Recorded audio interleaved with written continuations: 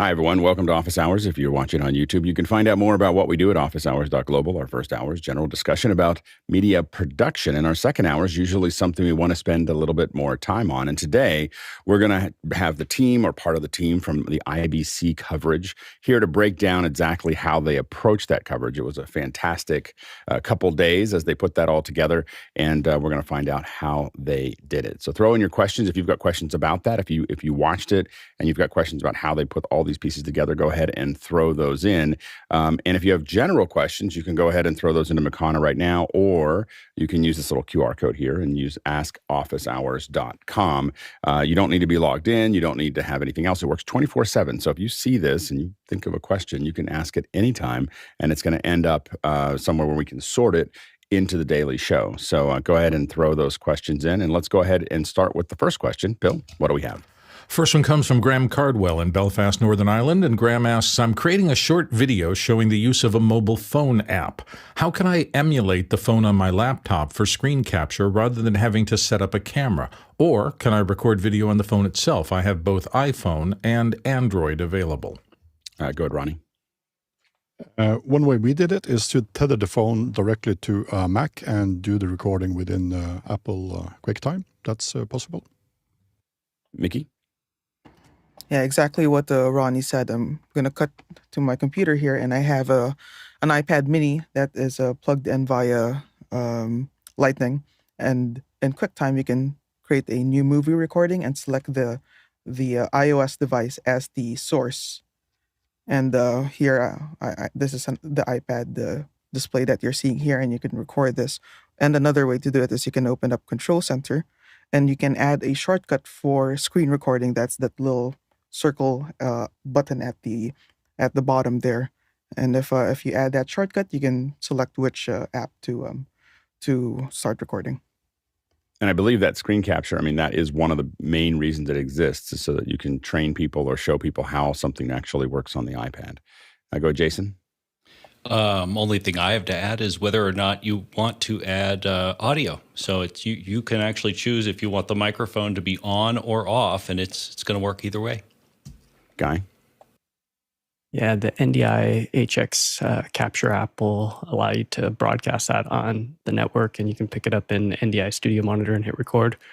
Or there's the handy dandy dongle, depending on which phone you have. If you have one of the 14 or earlier, this is Lightning to HDMI, and it works beautifully and doesn't create any kind of load on the device itself. So it's just really easy. Or you can do it same thing with Apple TV. And one of the things you can do if you have the dongle, of course, and you have something like an ISO and an ATEM, if you wanted to have a training where you're jumping back and forth, you could be capturing both ISOs and then cut them back together. If you don't want to have it be only a screen capture. Yeah, go ahead, Courtney. And in the Windows world, there's a thing called Your Phone that is in all the latest version of Windows. You link your phone to it, and then you can actually control your phone, do all your stuff from your phone, and you have the little a version of it that has the actual screen of your phone, which you can float around on a window here and capture that as well and record what's going on the screen there as well. Next question. Andy Kokendorfer in Vieira, Florida. Thoughts on Bluetooth 5.2 and ladder with an LC3 audio codec as the basis for wireless mic transmitter receive. Better than 2.4 gigahertz systems? And he's got a link there. Mickey? Bluetooth also runs on 2.4 gigahertz, and the Bluetooth standard as it is really designed for consumer use. So it is highly compressed, so that throws it out of the picture for any professional use. It is also latent. They say low latency, but anything above 6 milliseconds is unusable in many situations. So I'd say I don't see Bluetooth ever being usable in a professional scenario. Next question. Steve Uroff in Madison, Wisconsin comes to us next. In Mac OS Photos app, is there a way to template a crop so that the identical framing can be applied to multiple photos taken as a burst? Go, Jason.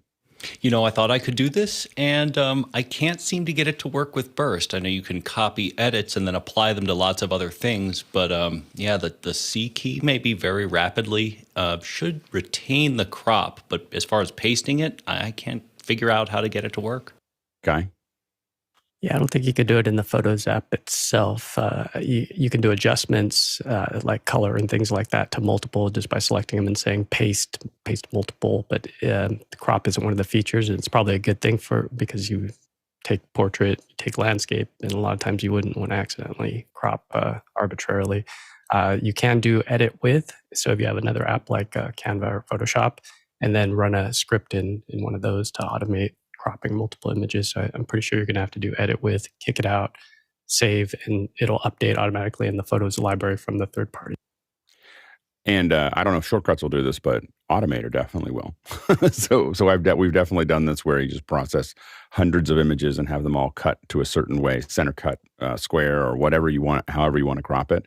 I haven't tried Automator is it still running on the most current OS? I think it still exists, but it's mostly put into Shortcuts, but you can actually get to it if you really look. Yeah, so I don't know how to do that in Shortcuts, but I know that Automator, we used to do that all the time, is have it crop things for us and crop hundreds of images and just let it run over lunch and come back and it was done. So take a look at that or an Apple script. But I don't think to go back to your original question, I don't know of a way to do it in Photos, but there are ways to do it even without other apps. Now, I will admit that most of the time when I process this, I use Photoshop and I use its scripting or its automation tools. In fact, I made a whole product with those long ago. So that's how I would probably approach it these days. Go ahead, Chris. I apologize for this being slightly unrelated, but I saw this the other day. On the iPhone, if you take a selection of photos from your Photos app and transfer them to the Files app, you can then, there are certain functions, not crop unfortunately, that you can apply to a bunch of photos simultaneously inside Files on iOS. And the trick is down in the lower, I should be using all the tips we had from the last question, how to record the screen, but in the lower right-hand corner, there's the little 3 dots. And once you select a bunch of things, you can hit those 3 dots. And like, for example, one of the commands that's in this list is remove background. So if you had like 100 images and you wanted to pull the heads out of, those, you hit that one button and you've done it to all of them simultaneously. But the trick is you have to copy the photos from Photos into Files, and then you can do it inside of Files. I just heard that the other day, and I thought it was really interesting. Next question. Next one comes to us from Chester Sweeney in Las Vegas, Nevada. Is there something that does most of what the XR18 and the XR12 Behringers do at a similar price, but without the iPad software required part, a sort of all-in-one? Ronnie? So the Allen Heath CQ12T and CQ18T has a touchscreen that do this, and there are other mixers as well. The Allen Heath ones are just hitting the market, so I would definitely try those. Go ahead, Mickey. And if what you're looking for is a hardware physical fader control, both the XR12 and the XR18 support MIDI control, specifically the X-Touch natively and through their specific edit applications. Generic Mackie control capable MIDI controls will work as well. Next question. And by the way, that last one came from the QR drop, so we're encouraging the use of that whenever possible. And next one comes from Lucas Herzog in Mainz, Germany. Panel discussion with on-site and remote contributors. What is your preferred way of getting the remote panelists integrated with the on-site ones? Displays on the stage, perhaps? Go ahead, Richard. Yeah, we tend to prefer Zoom ISO for this, and then that gives us the ability to put it into our switcher system and then send it to any screens or projections that we want. We recently did this as an event where there was a panel in Belfast and then a panel in LA, and it was all run through a webinar, and then we used our end to scrape out their panelists and then send them back a camera feed. And we could then take their audio and take their video and put it to a number of different screens. So if we wanted to have a screen per panelist, then we could arrange that. If we wanted to have just a main cut onto one screen, then we did that. We preferred, at least in our instance, to put onto screens rather than the projection, partially because then our panelists could walk anywhere on the stage and interact and move around if they wanted to, without worrying about getting into the way of projection. But that's the method we've used a number of times with most kind of way. Sumice was the easiest way we've done it, but using Skype and NDI, also going into software switcher, has worked well. But the ability to get into cable has been very useful for us. Ronnie? Within a similar thing, of course, having a display on screen that people on screen or on the stage can see, that's cool. But we another time we have actually put a display in the sofa and had that sit beside the two other guests in the sofa. So that had a really good impact. Lucas? Yeah, I asked this because we did this yesterday, and we did it like you said, Ronnie. We had a kind of a little sofa and the display on it because we had to do something for the live audience as well, and the customer actually wanted to have a focus on the live audience rather than the stream. So I just wondered if you had some ideas about that, because they first wanted to do it on projection, and then you have this large projection over the panelists. It was kind of a lecture hall and have this huge face of the remote panelist, and I think that looks rather silly. So I just wanted to ask if you have some ideas about that. Go ahead, Richard. Yeah, one of the reasons we put it onto screens on the side of the stage is for that in-person audience experience, because integrating them onto the stage where the panelists can then interact with it is nice, but I find it gets very, very distracting very quickly. In that now, especially if you're running both events where you've got a camera trying to train onto the on-stage talent for an offline audience, now that panelist is moving all around into different ways. So what we've done is give a comfort monitor straight in front of the stage, close to the camera position, so that the people on stage can look out and be able to see the online talent on the screen underneath the camera. But then the audience are just getting two kind of iMag styles on either side of the stage or anywhere around. Yeah, in a very similar way, the way we've built these in the past is if we have the stage here and we have our participants here, we oftentimes will fly the screens forward. So they'll go here, and then we put confidence monitors here. It feels a little weird, and sometimes the screens are a little bit further back, but we basically, when they look over one way or the other, they're not looking at the screens, but it looks like they're looking at the screens from a camera position. And so when they're looking one way or the other, both of them can look that way. It's a little odd because we give confidence monitors on both sides, and both people can look either way to make that actually work. And then we split it, but we put folks up on either side. We try not to put them above because it feels really, as was stated earlier, feels really weird to have the panelists above everybody else. It's better to have them on side monitor. Our opinion is side projection. Completely agree with Richard. Also, is that we don't want screens behind. I generally don't want screens behind people ever. Like so when we put LED walls in, we want the LED wall to start 9 feet high. So that people can walk in front, because LED walls are kind of a disaster. So unless you're willing to spend the money that's required to get to a 1.5 mil screen, you just can't put them back there. You're going to get moray. You're going to get all kinds of other things that are unhappy. So that's kind of how we structure that. A couple little things about that is, if depending on how much you have control over the panelists that are coming in remotely, one thing that we tend to do when we do events is we have the camera up high and we have the person's head just a little lower than the camera. What that does is it pulls their chin up a little bit, and most people look better that way when they get their chin pulled up a little bit. The one time we don't do this is when we do exactly what I just talked about. And so we bring the camera down just a little, and we did this by accident. So you can do two things. You can either bring the camera down if you're on a teleprompter, or you simply have the camera and you actually put the audience on a screen below it. And what that's going to do is it's going to bring the eye line down below that. It's a little haunting, but extremely effective on a large screen, because what happens is it brings the eye line straight at the audience. So that when the eye line tucks down a little bit, if the eye line goes up, it looks like they're looking over, when they're in their video, it looks like they're looking over the audience. When the eye line drops a little bit, and again, we found this out because our teleprompter wasn't working. And then when we saw the pictures of a CEO of a big company looking kind of down at everybody, it has a really kind of Wizard of Oz kind of feel to it. So you got to decide whether you want that or not. But it feels much more like they're looking at you.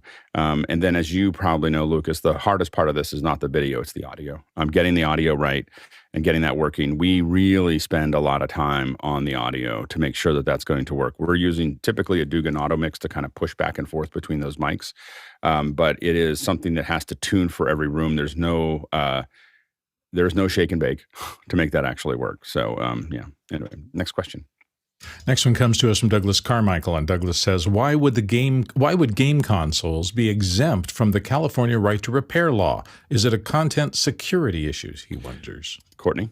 Why, yes, it is, and they have a stronger lobbying group because Their lawyers are better. and Sony are selling those consoles at a loss. Every console that you buy costs them more to make than it does to sell, and they get derive all their income from the IP that you download on it and play it. So they don't want people to hack those things, and so they don't want you open them up and putting in hacks that could that happened for a long time in the game industry before it became isolated to just two manufacturers, or maybe three if you include Nintendo.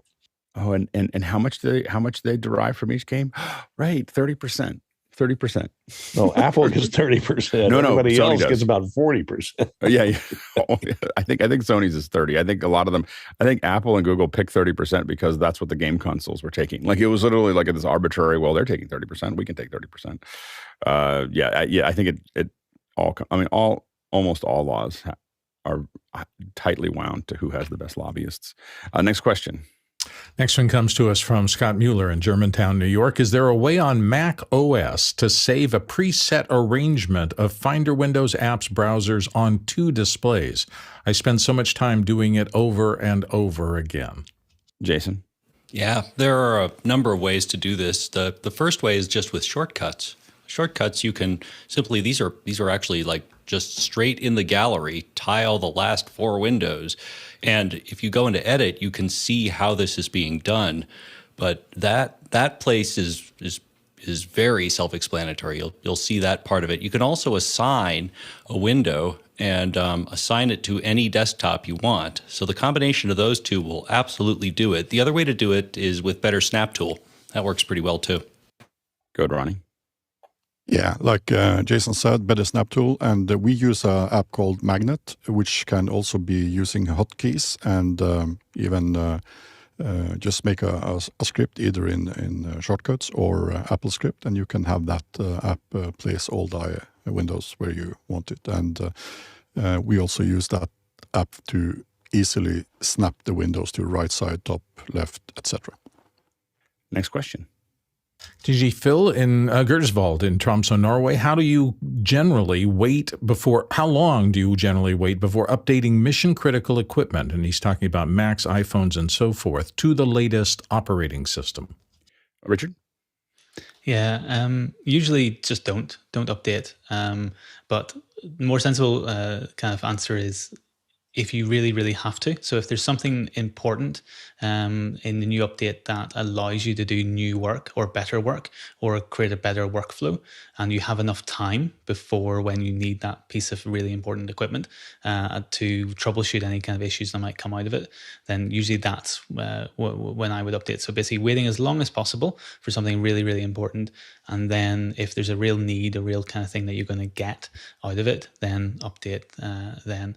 I remember about 5 years ago doing a Final Cut project in the middle of kind of recording a panto for someone that we had to record in our theater, and I updated to the new version of Final Cut for fun, and then all the other libraries that I had all had to be updated, and I had to wait to update each computer that we were using to update each piece of Final Cut. It added about another half a week onto the chain of the project just from updating on a whim. Go Mickey. Yeah, I absolutely agree with Richard. Only update if there is something you're unable to do, work that you're not able to fulfill without updating.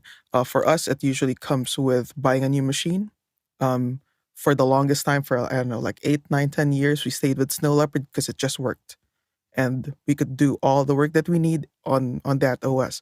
I still know studios that are running large SSL and Neve boards that are still on Snow Leopard until now, because it gets the job done. If you don't need anything in the new version of the OS, don't update. Yeah, and in a lot of ways, it's kind of like you're treating your computer like an appliance, right? Like it's the appliance, and the appliance does the thing. Yeah. Go ahead, Courtney. Yeah, I agree. If it's working now, don't update it on any mission critical stuff. What I like to do is I'll take last year's hardware. If it's Mac, Apple has a tendency to orphan a lot of their previous hardware. So a lot of times the newest operating system won't work on the 4-year-old model so that you can put it on. But in Windows, I'll keep these cheaper PCs around, and I'll download the latest version of the operating system, put them on this, and try them out for a long time before I put it on something else. And if, like I say, if it's working, don't do it. But if you're having a lot of buggy problems with the current version on your mission critical stuff, you might want to upgrade to see if the new version fixes the bugs that the old version didn't fix. Good, Bill. I have a 2-stage process. First, I ask, where am I? Am I in the middle of something that's mission critical and I don't want to break? And if I'm in the middle of something like that, I avoid them like the plague. If I am okay and I have enough time to know that if this upgrade breaks something, I can go back into my saved images and put it in a day, and I'm back where I was. I've only had to do that maybe twice in the last 10 years, so it's been pretty stable. The other thing is, where is Apple and or the vendor of the software I'm considering upgrading? Some of them are notorious in terms of being slow to get updates done. So if something comes for me from like Universal Audio, I've run into too many circumstances where they were a month or 2 months behind. So if the process I'm using involves them, I will delay more than I would. But if it's coming from Apple and it's not a major point update, I have found that I've been very successful with just going ahead and doing it if I have a couple of days to make sure I can back out of it if it's a problem. Go ahead, Lucas. Yeah, I agree with everything that was already said. And one additional thing, if the systems are connected to the internet, the point to update for me is usually when the OS is running out of support. So when there's no security updates, if you treat your stuff like an appliance, like you still have Snow Leopard on something, I would assume that that system is not connected to the internet. So that's not that big of a problem. But yeah, so if they are connected to the internet, I'd stay on the OS that is still gets security updates. And a quick reminder that you can ask questions throughout the hour. You can put them either into Makana, or you can use the little QR code, or just hit askofficehours.com. In fact, you can just save askofficehours.com and click on that anytime you have a question, and it will go into a system that we can bring into the actual show. So go ahead and ask those questions, and let's go ahead and jump into the next question.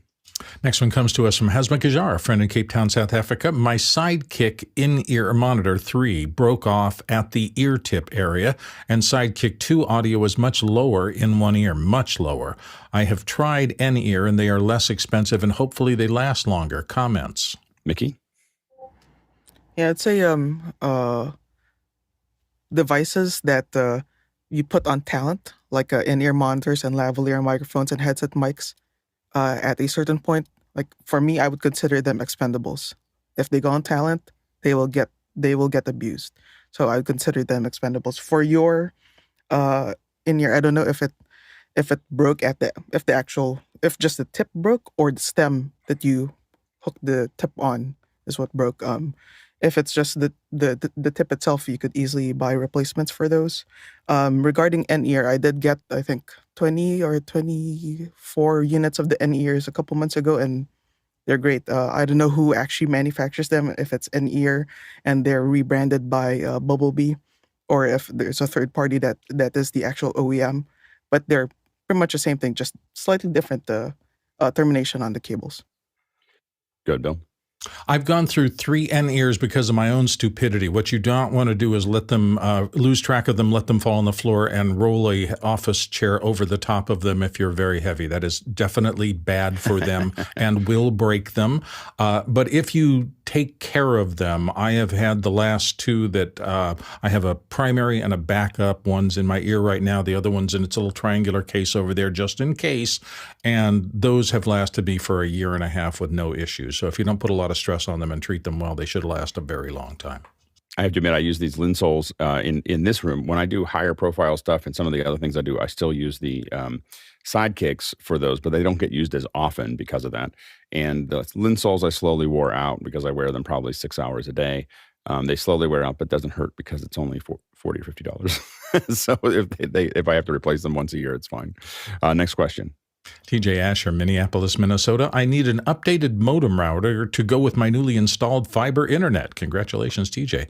My existing router keeps having performance issues. What does the panel recommend for a good router that can allow me to split off my Internet of Things network from my data network? Mickey? I'm a fan of the Netgate appliances. They run pfSense, which is a firewall OS that I really love. I would recommend either the 2100, 4100, or 6100. If you want to be future-proof yourself with a 10 gig, I would go with the 6100, but not gig. Okay, good. Courtney? Yeah, I like the Netgear Nighthawk for the new Wi-Fi 6. But what I do for my Internet of Things is I just take a cheap 2.4 gigahertz only router, and I plug it into one of the ports on the Netgear and run all the, give it a different SSID, because a lot of the new routers have dual or triple frequency with the same SSID. They share the same SSID, and your Internet of Things, like anything that doesn't have to do any video streaming, like your LED lights or your smart assistant, speaker assistants, those kind of things. I put them all on a single 2.4 gigahertz router and just keep them to that, and they connect through the other router. So as long as you don't have to have any high bandwidth stuff going on for the IoT stuff, I put them on a separate 2.4, because a lot of them get confused when they're sharing the same SSID as the higher frequency radios, and they don't work at those higher frequencies. Ronnie? Don't mention if this is a professional environment. I guess it's at home. We use a lot of Ubiquiti's equipment, and the Dream Machine is probably the one I would recommend. At the office, we use the Dream Machine Pro, which is really, really quick. And remember, if you have a slower router, you can disable a few of the functionality, like deep packet inspection, etc., to increase the performance. Lucas? Yeah, I agree with Mickey there. pfSense is a great firewall system. He wrote modem router, so I would recommend against that. Actually, I would have a modem that just does the modem stuff, and then a router/firewall that does all the rest. And that would be the case with the pfSense boxes. If you want to save a little bit of money and have a spare machine lying around, pfSense actually has a community version, the open source version, which just runs on a lot of machines. If you cap at 1 gigabit routing, most older machines would be working. Something like a Raspberry Pi is not enough to do 1 gigabit throughput. So, yeah. Next question. Brian Taylor comes in with another from the QR question drop. What is the real danger in disconnecting a drive without first unmounting it from the system properly? Go ahead, Mickey. If this is a spinning drive, you risk the head not being parked properly and locked in place prior to you unplugging it. So if the head is like freely moving around, it could start to scratch up the actual platters inside the disk. So if this is in both situations for spinning disks and solid state drives, if in case the OS or the system is in the middle of writing a file, that write will be disrupted and also end up with a corrupted file. Courtney? Yeah, what Mickey said, if it's writing to the drive, you can corrupt the file allocation table, and you may not be able to access any of your files again. Yeah, it may clip the header. Go ahead, Jason. Yeah, and then to add on to that, it's not always clear whether or not an operating system is using write caching. The Windows copy handler is among the worst, but not the only offender here. It also just is a safety measure to let you know that something else is using it. At least on the Mac, you're sitting, when you hit eject, it goes, oh, by the way, did you still want to use this for logic or something like that? And then, oh, right, I should probably close that out before I do that. So it's a good habit to eject them first. Next question. Paul Wallace, Austin, Texas, up next. How do you want Midjourney to evolve in the future, and what is the competition? John? I think Midjourney should sell because they're not going to be able to compete with Adobe long term. Yeah, I mean, man, it seems like they could do it, but I don't know. I think you're right that there's a certain weight that Adobe's bringing to a lot of these things. I did this crazy thing yesterday in Photoshop where someone said, I had a poster from somebody and it wasn't exactly 16:9, or so it was like a little too short. And it was like just a crazy design. And I just selected the top part and said expand. Select the bottom part, said expand. It was seamless. And I was just like, that would have taken me so long to like paint something in that looked like that or try to stretch something. There was a whole bunch of and it literally took a minute for me to do that. So I do think it's going to be really interesting to see where all these go. I think with Midjourney, the big thing is having it not feel like it's like your crazy cousin on drugs. It just, like you're just like, dude, man, like just draw the thing I asked you to draw, and so that's the problem really, is that Midjourney, I think as it gets more precise, we could do a lot more with it. If I can draw out things and say, this is where I want this here and this here and this here or whatever, be able to define things and have it give me a little bit more precision. I think that's the problem I have with Midjourney. Sometimes you hit it just right and you're like, this is the most amazing thing. And then you spend a half an hour trying to get it to do something simple. Those are the things that I think that they need to work through. And they all talk about it. I mean, they know that this is the next step for them. Next question. Guy Cochran, Seattle, here on the panel. How would you get a video switcher's multi-view into the X-Real Air's augmented reality glasses? Here's my question for you, Guy. Is how do you get it to turn on? How do you get it to turn on? Like I have it. Did you put the USB cable into a device? Okay, so you have to put the USB. So it's not like because the instructions are horrible, by the way. Yeah. I was like, it looked like I was supposed to be able to share, or it should have at least a screen pop up, like some kind of like I'm not getting any data kind of thing in there, because like it's just black. So yeah, you got to think of it as it's a monitor. So you just plug it. You got to give it power and you got to give it a signal. So and you can do HDMI to. So this gets into your question. You can do HDMI to USB-C. Is that the game? So that's where you need this little device. This is a $49 add-on that gives you the HDMI to USB-C. So you'll notice the cable that comes with it is USB-C. So enable to put HDMI into there, you have to. Now, if I have an HDMI cable to USB-C cable. Will that so work? Like if you just plug it into your MacBook, you'll see an image. All right, hold on. Does that make sense? Yeah. Welcome to the. We'll get a reaction shot here in a sec. But another thing, last night, Jeremy Horn reached out to me on Discord and he's like, how would I do this? And so I remembered that I had this cool little device too that's called a Axoon CineView, which is a transmitter, HDMI transmitter. So you could hook this up to a multi-view. And then you can broadcast to an iOS device. I was thinking about these too. These little easy casts. These are like 10 feet, 30 feet, something like that. These are HDMI on either end. One sends, one receives. That it's just wireless at that point. So anyway.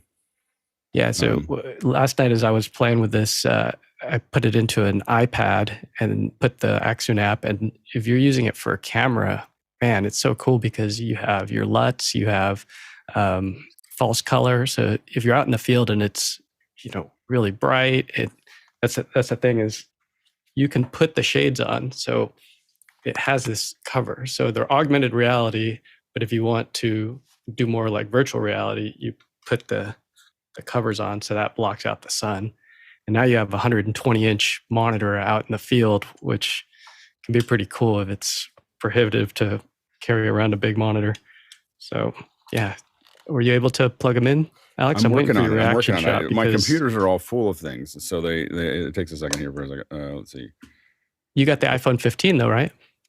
I do. Just plug it into the bottom of the iPhone 15. This hold on. So now I plugged it into my.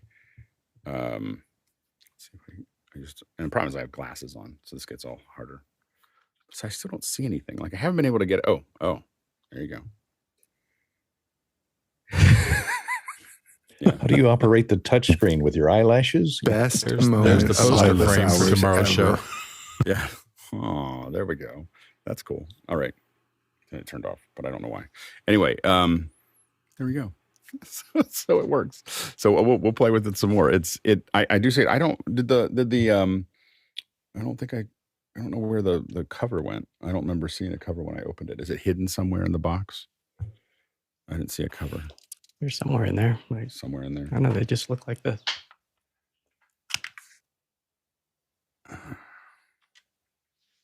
Oh, no. Oh, is it like felt covered? Is it like hard covered or? No, it's a piece of plastic. I think maybe it's in the box. This thing just popped out. I don't know if this is it or not. No, that's to cover the cables. Yeah, that's what I thought. Anyway, okay. I was hoping your reaction would be more like "wow," because that's everybody else's reaction that it's got cool. out to lunch with and put them on. It's less wow while my glasses are on. I have to put my contacts in to figure this out because it's not super comfortable and I can't really I have to play with something. Well, they do have adjustable diameter, don't they? I don't think I think you need to put. No, I think they have don't forget that there's buttons on the side to turn up the brightness too. So when you do get them fired up, there's 3 little buttons along the side. So if you never need to turn them off really fast to see what's going on in the real world, you can turn them off with the furthest button. I got to find that little cap too, because that'd be really useful. So, all right, more. This we'll continue this conversation. If it comes up again, I will have played with it. I was like, I expected it to just turn on, at least show me like a blue screen or something going, you're on. But now I understand that it has to be plugged into something. So well, there's one more piece to it. There's something called the beam, and if you plug it into the beam, then that's like a whole nother thing. That's what can create its own little app. And basically, what that does is it allows you to cast. So if you have that's what it talks about in the booklet is the cast it. And I was like, that's why I put it on, and it was like waiting for some wireless thing to happen. Because I couldn't, the instructions are horrible. Because I was reading through it and it didn't make any sense to me. So now it makes more sense. All right, we'll continue this conversation. It's cool. Anyway, it feels like a real thing. Like when you pick it up, it's not like cheap little, it feels like a device, So I am excited about it. I couldn't figure out what it was. I planned to ask Guy on the show, and then he brought it up. So it was very convenient. I was like, okay, what's going on here? All right, next question. Our friend Hazmak Gajar is back from Cape Town. Have been off production for some time, so he's rusty. Played with an ATEM Extreme and keying in a logo, and in another session, keying in a keynote slide. Need a refresher on when to use downstream and upstream keys. Richard? Yeah, the terminology upstream and downstream keys can sometimes get people a bit confused, but it's really simple if you think of it as a river flowing towards the ocean, and your downstream key is the last thing in that stream. It will be the last thing before it hits the audience, before it hits your encoder. So it will sit on top of everything else. Your upstream key will then be it's further upstream, and therefore it will be more manipulated and change shot as you change, and nothing will sit on top of it. So at the moment, I have a downstream key that I can draw on top of myself very easily, and if I cut underneath it, and it's a little thing of IBC later on, you'll see that the shot switches underneath that key. Upstream key then would sit before that, and therefore it will change with those shots. So downstream key is really good for bugs and other things that you want to sit on top of everything else that you switch, and upstream key is really suitable for things that you want to sit on a particular shot and then will change like a slide. Good, Mickey. Yeah, exactly what Richard said. And just to add to that, usually in most situations, what you have in your upstream key would be content that is critical to the actual program itself. Say if you're keying a person on a green screen doing a chroma key over a background, that is critical to the program. So you would want that to be part of your actual program cut, your clean feed. Downstream key is oftentimes limited to things that are not integral to the program itself, like say lower thirds graphics, or say bugs that you keep on air all the time. They're not critical for the actual content that you're cutting, so you usually keep that on the downstream key. Go ahead, Lucas. Yeah, and if you want to have the clean feed recording, that's exactly what Mickey said. You would, for the extreme, for instance, you assign one of the outputs to the clean feed, and then you have no downstream graphics, but the upstream stuff will still be there. So if we want to be able to redo lower thirds because we made typos, we will often do them on the downstream key to be able to have the clean feed later on.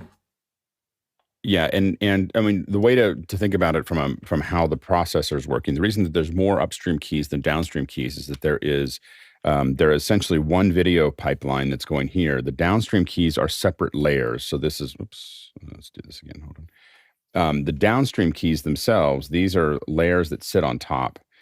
And so they require more processing, which is why having a lot of downstream keys is a big deal, because it's a different. This is doing compositing in real time. The advantage of an upstream key is it's constantly, as was said before, burning into this main layer. And so from a pure processing perspective, it's important that it keeps on getting dropped into that. There are also different features. And so you don't have chroma, for instance, a chroma key inside of your downstream key. I don't think that I think you need to be in upstream as well as DVE. And so there's certain things that you can't put on top of those things. And then, of course, as Mickey was saying, you have a clean feed says, I'm just going to ignore these layers and put them out. And the other thing to notice is, paying attention to which is on top, downstream 1 and downstream 2, because they are, again, you'll understand they are layers being stacked on top of each other. And the clean feed simply lets you strip 2 layers out as you go, or 4 layers, depending on how many downstream keys you might have. Next question. Next one comes to us from TJ Asher in Minneapolis. I've been seeing a lot of MSG Sphere and U2 posted on YouTube recently. The Sphere claims to have 167,000 speakers. How could you manage that many speakers, and how would you be routing sound? Could they be in large groups, he wonders? I don't know. I can try to find out. So, but I don't know how that actually works there. But these are a lot of speakers because they really wanted to create that immersive sound, and it is, I believe, in kind of an object based system, so that they really have the resolution to move those through. The other problem that they have is that the screen is very large and it's got LED across the entire thing. So all of the speakers have to be fairly small to fit into, to be able to blow through that process and make it actually work. So it's, we'll see if we can get some more information, or even somebody from MSG to come on and talk about it a little bit. I know a couple people over there. So we'll play that by ear and see what we can do. Next question. Next one comes to us from JB Wendell in Thailand, and it's another QR drop question. What essential items would you prioritize when assembling a basic grip kit with a budget of $500, excluding C-stands? What would you purchase and in what quantities? Ronnie? I would have sandbags. I'm not taking a stance about quantities. That differs a lot between the type of operations you're running and what the client needs. But sandbags, some kind of Apple boxes to have people standing on or being higher or lower. Clamps, lot of clamps, lot of gaffer's tape, some kind of equipment to flag off or scrim light, maybe reflectors, diffusers. We use kind of moving carpets or sound carpet that are pretty big with holes in it, so that we can have a white side if we need to add light and a black side if we need to have negative fill. Gloves, of course, if you're going to carry all this stuff around. Safety cables. We call them the extension cords is the English word. Bungee cords or those straps that you put around stuff, maybe some pony clips is also called, and spud adapters, so that you can convert baby pins to junior pins, etc. Good, Mickey. Yeah, Ronnie covered a lot of what I was going to say, but I will certainly emphasize sand and shot bags. Absolute necessity on set, on every set, along with Apple boxes. 500 US is quite tight, so what I'd recommend is get your sand, shot bags, Apple boxes, and then acquire on an as-needed basis. Because again, like 500 US is really tight. Also bear in mind, if you're gonna carry like hundreds of kilos of sand and shot bags, you'd probably want a cart. and also some sort of vehicle, a truck or a large van. Good, Bill. Been great suggestions. Now, the one thing I'd elevate safety stuff to the top, and they already said sandbags and things like that for making sure your stands don't fall over. I would add to that standard safety cables, which are usually a piece of aircraft wire with a clip on the end. Anytime you put something above the heads of people that could possibly come loose, you want a safety cable on that just in case the worst happens and it comes loose. I would say that if I didn't have anything else and I just needed the bare minimums, it would be gaffer's tape and 2 or 3 colors, because you use that on almost every shoot somewhere. I would also bring in clips, grip clips, which are the standard spring clips you can get from hardware stores, all the way down to C37s or clothespins, because they're really useful keeping little things out of the way, and all the way up to Mayfair and Cardellini clamps and things like that. You always run into circumstances where you have to put something somewhere you didn't expect, and those kind of tools really help. Those would be kind of on the top of my list. Good, Lucas. Yeah, I think most of it has been said. I'd add articulating arms, magic arms, something like that. We use those a lot. Courtney? A set of flags and diffusion, like these Matthews flags that you can get fairly cheap, different sizes. And for diffusion, you can go cheap these days. Now that most lights are LED lights, you don't have to worry about melting it. But shower curtain, get some shower curtain liners that you can pick up at any Bed Bath & Beyond that's going out of business, and use those for diffusion. They work quite well, and they're pretty large, and you can cut them down to size or use them full size for diffusing your lights. And since you can now adjust the color temperature on the lights, you don't have to worry too much about the color shift in any of those shower curtain liners. But most of them are pretty neutral color, and they're vinyl, and they fold up fairly smallly, and don't use them in front of incandescent lights so they could melt. Chris? Years ago, a good friend of mine showed up on set, and he had bought one of those cute little bucket canvas bags, and he had gathered a few items and put them in his little bag, and he showed up on the set, and he set it down, and the gaffer looked over at him, and he said, "Careful, the next step is a 5-ton grip truck." It really is. You start small, and then I have Mayfairs and clamps and everything else up one C-stand here, just stacked up. Cardellini's, I love Cardellini's, so I have lots of them to grab onto stuff. The one thing that I really like a lot when I'm traveling is you can buy sandbags that don't have any sand in them, and then so that you buy the sand at any hardware store when you arrive. I will tell you, if you take sand out of the beach in the Seychelles, over 2 days, it will start to smell really bad. Go ahead, Guy.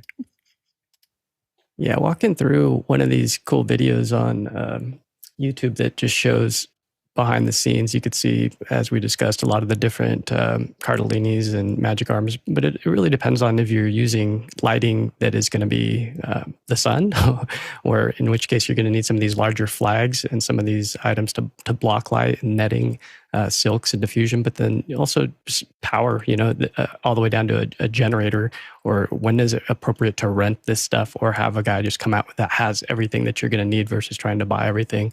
Or maybe do it once where you have somebody else come out and you see what they actually use. Like, look at all these batteries. I mean, that's a huge investment just in batteries alone. Then there's the generator. Oh, and now there's an ad because all right, we'll jump out of that. But you get the idea. It's better to rent and have somebody else come to the table with everything that you need versus buying $500 is going to go really fast. I mean, just even in power. But yeah, again, back to lighting. The light mats are really cool and popular these days. And then aperture I'm seeing on a lot of trucks these days as well. And that can eat up your budget super fast. Good, Ronnie. Yeah, and in addition to the pictures Guy just showed, a lot of old pictures will show you a lot of CTBs and CTO and CT filters, which is not used as much today since we have LED fixtures that can be adjusted to the temperature. So just be aware of that as well. Next question.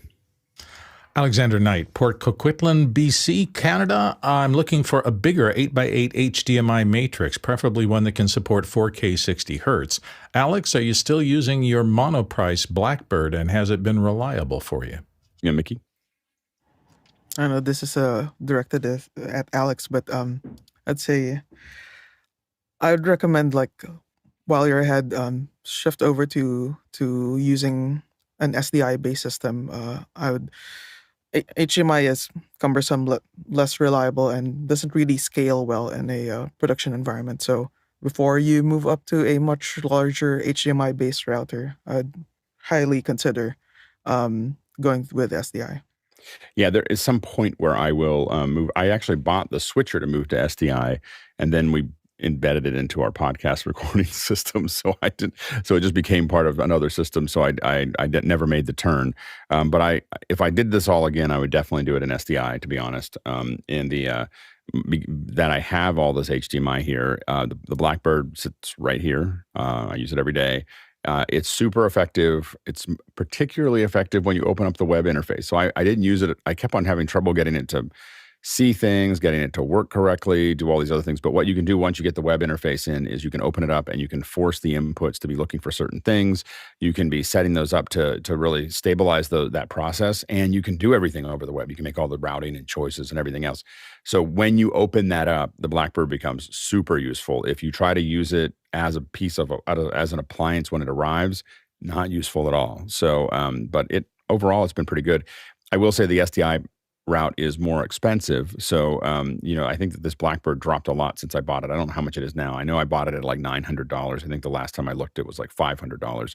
So $500 for 8x8 routing, it's going to cost you a fair bit more to get it like a 20x20 router from Blackmagic. So those are the other things to think about there. Next question. John Fisher in Oklahoma City looks like his next business question. Can the panel recommend a Mac-based solution for scanning and organizing business paperwork? SnapScan, Doxy, other? Jason? Far and away, the best hardware is the ScanSnap iX. I had a 500 for a long time and a 1500 after that. They are just superior. As far as software is concerned, the ScanSnap app is fine, but honestly, getting a good naming convention and just having a little bit of discipline is the very best way to organize business PDFs. Go, Bill. I owned a lot of scanners back in the early days. I haven't owned one for probably 10 years. And the reason is I use one of my two phones for everything. I actually have two iPhones that I carry, my personal phone and a business phone. Anytime I get any piece of paper that has anything to do with the business, I shoot it on the phone. The Photos app can translate that into text and a bunch of things, and it's just real easy. I know where everything is. It's all in my business phone, period. Good, Chris. I will also say that the Notes app on your phone has a PDF scanner built into it. If you actually look at all the icons at the bottom of the screen, one of them is a camera, and you're like, oh, what's this do? And it says scan PDF. It does a really good job of going, oh, here's the paper, and it corner pins it, and it's pretty impressive. I just, when I did my tax estimates the other day, all the documents I sent to my CPA, I just scanned them with my phone. Courtney? Yeah, I use my printer. So check your printer. I have a Brother duplex printer, and the new scanners will scan both sides in one pass of double-sided business documents. And with an auto feeder, you can just throw a stack of double-sided, contracts or something in there, and it scans it. I have this problem with my tax guy too. Scans all those double pages, creates a PDF with each page in its proper order, and easy peasy. You just have to find drivers that work with your Mac for that Brother multifunction printer, and they're pretty cheap. Laser printer. Ronnie? I tried the new updated version of ChatGPT, which is really awesome. It's not on a Mac. I used it just on the phone, and my colleague Kjetil did a test earlier today with the upload directly on the app, and that was mind-blowing what he could do. So I would check out ChatGPT as well. Yeah, and I've used ScanSnap for a lot of paperwork. What's really nice, you can put a whole bunch of stuff in there and just go away and come back, and it's all been ingested. But generally, 90% of the work that I've done is all my phone. I just take pictures of things exactly like everybody else. It's the phone is now high enough resolution; it does a pretty good job. Next question. Hasma Kajar is back from Cape Town. iPhone 15 cases. Peak designed a cutout for the action button and now have a program to dispatch a button or exchange. What about cases and USB-C cables? What's been the experience with iPhone 15 cases? On the 3 cases that I've tested so far, none of them allow me to put any USB cable in except for the Apple one. So the Apple USB cable will go in fine. No third-party case will work so far, including the Peak one. Thank you, Hosmuk.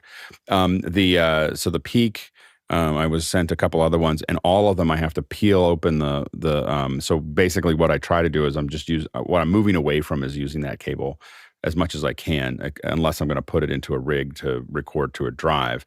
But what I found myself doing is just simply, like, all of my third-party ones are just a little too big, and you can't force them in.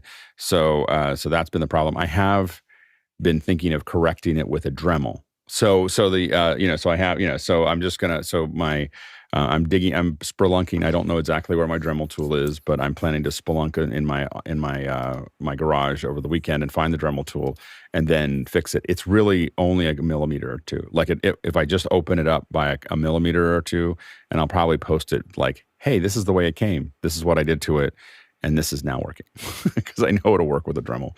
Go ahead, Chris.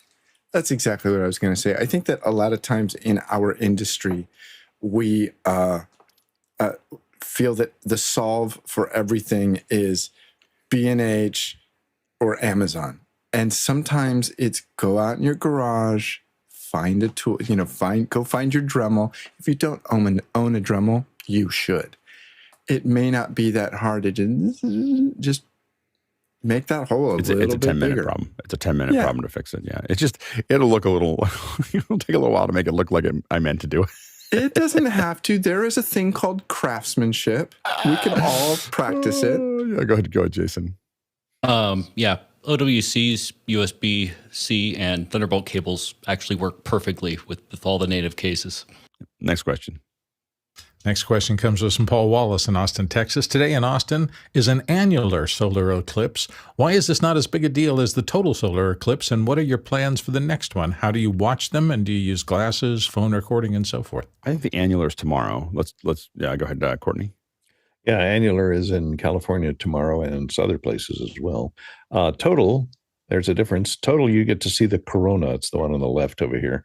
And annular is, you see, it doesn't quite cover the whole area of the sun. So you have this burning ring of fire, as Johnny Cash says. So that's why the annulars aren't as popular, because you don't see the full corona, because it doesn't completely block out the sun. The total eclipse is coming through Texas, I think, in when is it, March of next year? April. Good. April. Jason, thank you. Jason, thank you. Yeah, step 1, get your day right. Step 2, annulars are more common. It'll be much less exciting if you go do it today. Next question. Hasma Gajar at Cape Town's back again, building multi-purpose studio in an in-person, 2 folks seated, no desk or table scene, and they are in conversation and inviting questions from attendees and or participants. What mic setup is the best? Boom, lavalier headsets? What? Mickey? Depends on the programming that you're trying to put on, and if you're okay with visibly seeing the microphones in the frame. If you're okay with that, then I would probably go with a dynamic broadcast microphone like an RE20. If not, depending on how your room sounds, if the room sounds good and it's not reflective, I'd probably go with a hypercardioid like a pair of CMC 641s or Sennheiser MKH50s right outside of frame. Aside from that, probably go with lavaliers. Go ahead, Richard. Yeah, you never disagree with Mickey on an audio question, and I won't. But I would also say all of them. Personally, if you've got no budget, of which you do not mention the budget, Hasmuk, so fatal mistake, I would buy as many different options as you can and then try them for the environment, and also have them there as backups. So I would have overhead boom, I would have lavaliers, and I would have kind of the different mics built into the set, if there's a set as well around you, because there's never, ever a good solution for losing your audio mid-show. Go ahead, Ronnie.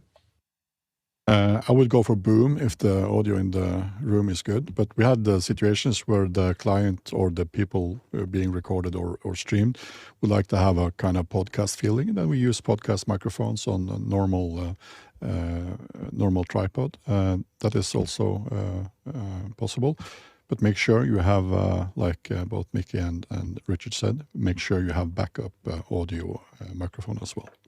And with all studios, make sure that it really is the walls and the floor and the ceiling that will define what mic you can use. So keep that in mind. A quick reminder that tomorrow we have the panelist meeting. If you go to officehours.global/panelist, you can sign up and join us for that meeting. That's usually like a little bit of a nuts and bolts conversation about being on the panel. We are looking for new panelists. So if you're interested, you can go ahead and sign up. Whether you can show up tomorrow or not, go ahead and sign up there. And of course, Sunday is introspection. So stay tuned for that. And let's go ahead and jump into the second hour. Welcome back to the second hour, and we are going to talk about IBC. Of course, we covered IBC this year, and our European team put that together and did an amazing job. And so what they're going to do is break down for us a little bit about what it took to actually cover IBC. And for this, I'm going to go ahead and hand it off to Richard to take it away. Go ahead, Richard. Thanks, Alex.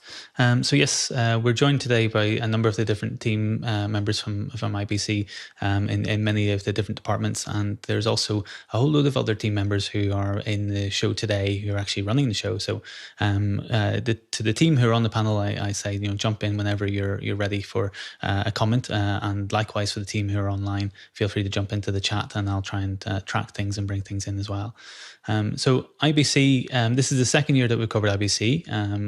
Last year was quite an experience for a number of us who kind of went to it for the first time, after having seen a lot of the different shows from Noah and Josh and the team, Roscoe and Guy, who've after a lot of us being remote, we were got our chance to kind of run around a convention center with cameras for the first time.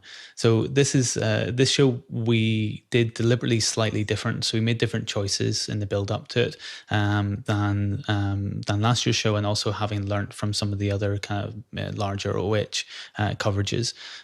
So in this show, we only really started planning it around about August.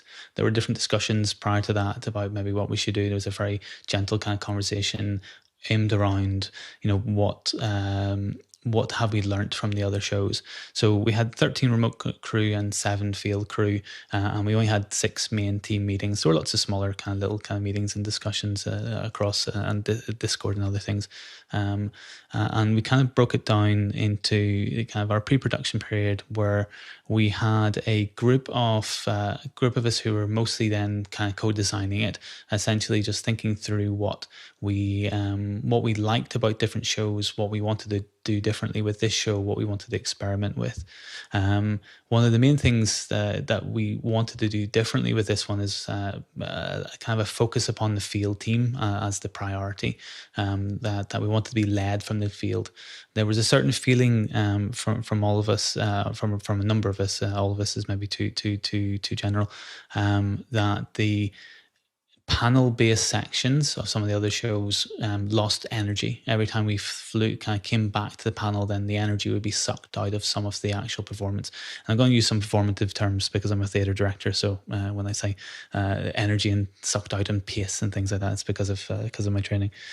So the aim was to kind of keep it more live, keep it more nimble. Last year's IBC was really, really an intense experience for a lot of people. My wife actually, strangely enough, after this IBC kind of said that last year I was incredibly stressed. I didn't feel it at the time, but she said she's never seen me as stressed as our last IBC 2022. So I'm sure that translated to the team in different ways.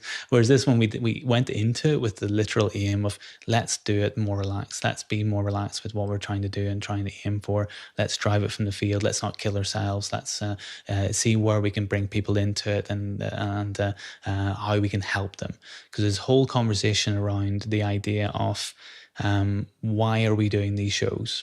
Who's the audience we're doing this for? You as those watching right now, is that our community who we're doing this for? How are we going to help them? How are we going to, how best can we just serve that audience? Is it just exploration of the show floor and showing people what's interesting? Or are we going to try and solve things for people? So we tried to blend those kind of concepts together, very much so all the way through kind of the initial planning. We would come back to those things as our main principles. we wanted to have a small panel, and again, these are all just choices that we made for this show. It's other choices we made at other times, but we wanted deliberately to have a small panel of who would then reinforce the field with extra knowledge that the field didn't have. So the field would lead the way with the knowledge that the field team would have. So it's less about the questions from the audience and more about what the field members were really excited about. And then adding on to that, then, okay, we get questions submitted in advance. How can we then best answer those? Whereabouts should we go to answer those? And then the panel would reinforce that with extra knowledge. So we deliberately tried to keep it quite small. Even last year's IBC, we had a 4-person panel. So this was even smaller. We had Javier and Guy. So really kind of focusing in on 2 people. And we wanted it to be a free kind of back and forth between the panel and the field. So what was particularly different, as I said, is the panel, the field were leading the way. So the field would host it, not the panel. So as soon as we would go live, we would go straight to the field. This obviously then led to quite a bit of an effort on, well, how can we guarantee signal? So signal is the really interesting thing, because we knew 2 things. We probably wouldn't have the live view system that we had last year and that had at the other kind of shows. So what we did was a heck of a lot of testing. We tried to have a lot of different kind of pathways out of the field and to have redundancies and have kind of backups. So what we did was focused upon a couple of different key games, and Jonas can talk a little bit more to this with the exact tech. But we decided to do an SRT pipeline out of IBC and then into the OH system. So last year we used a completely different system outside of OH, partially because of time, because we were in a different time slot that most of California would be still sleeping when we were going live, and we didn't want to wake up JJ too early. He gets up early enough as it is. So I'm just hearing people in comms going, "Oh, that's quite funny." So we wanted to do a lot of testing and a lot of things, and we wanted to kind of practice a lot. So we did a lot of different kind of early tests with the equipment and kind of building things up. Because one of the big challenges, and I'll show this kind of later on, one of the big challenges is bring kit together from a lot of different places that you never get to practice with until it's there. So all those kind of different photos, that's me testing with kit that I have here that wouldn't necessarily go there, but would give me a bit of practice, and the others can talk about their own kind of preparation, but a bit of practice of understanding how A will connect to B. Because it's not just about can we arrive on site with a camera, it's we arrive on site with a camera that has to connect to a monopod, which has to connect to a video monitor, which has to connect to a encoder, which has to connect to, it's all the little bits and pieces and the battery management of all of that really kind of get you when you arrive and you realize you haven't got some type of connector to connect the 2 things together.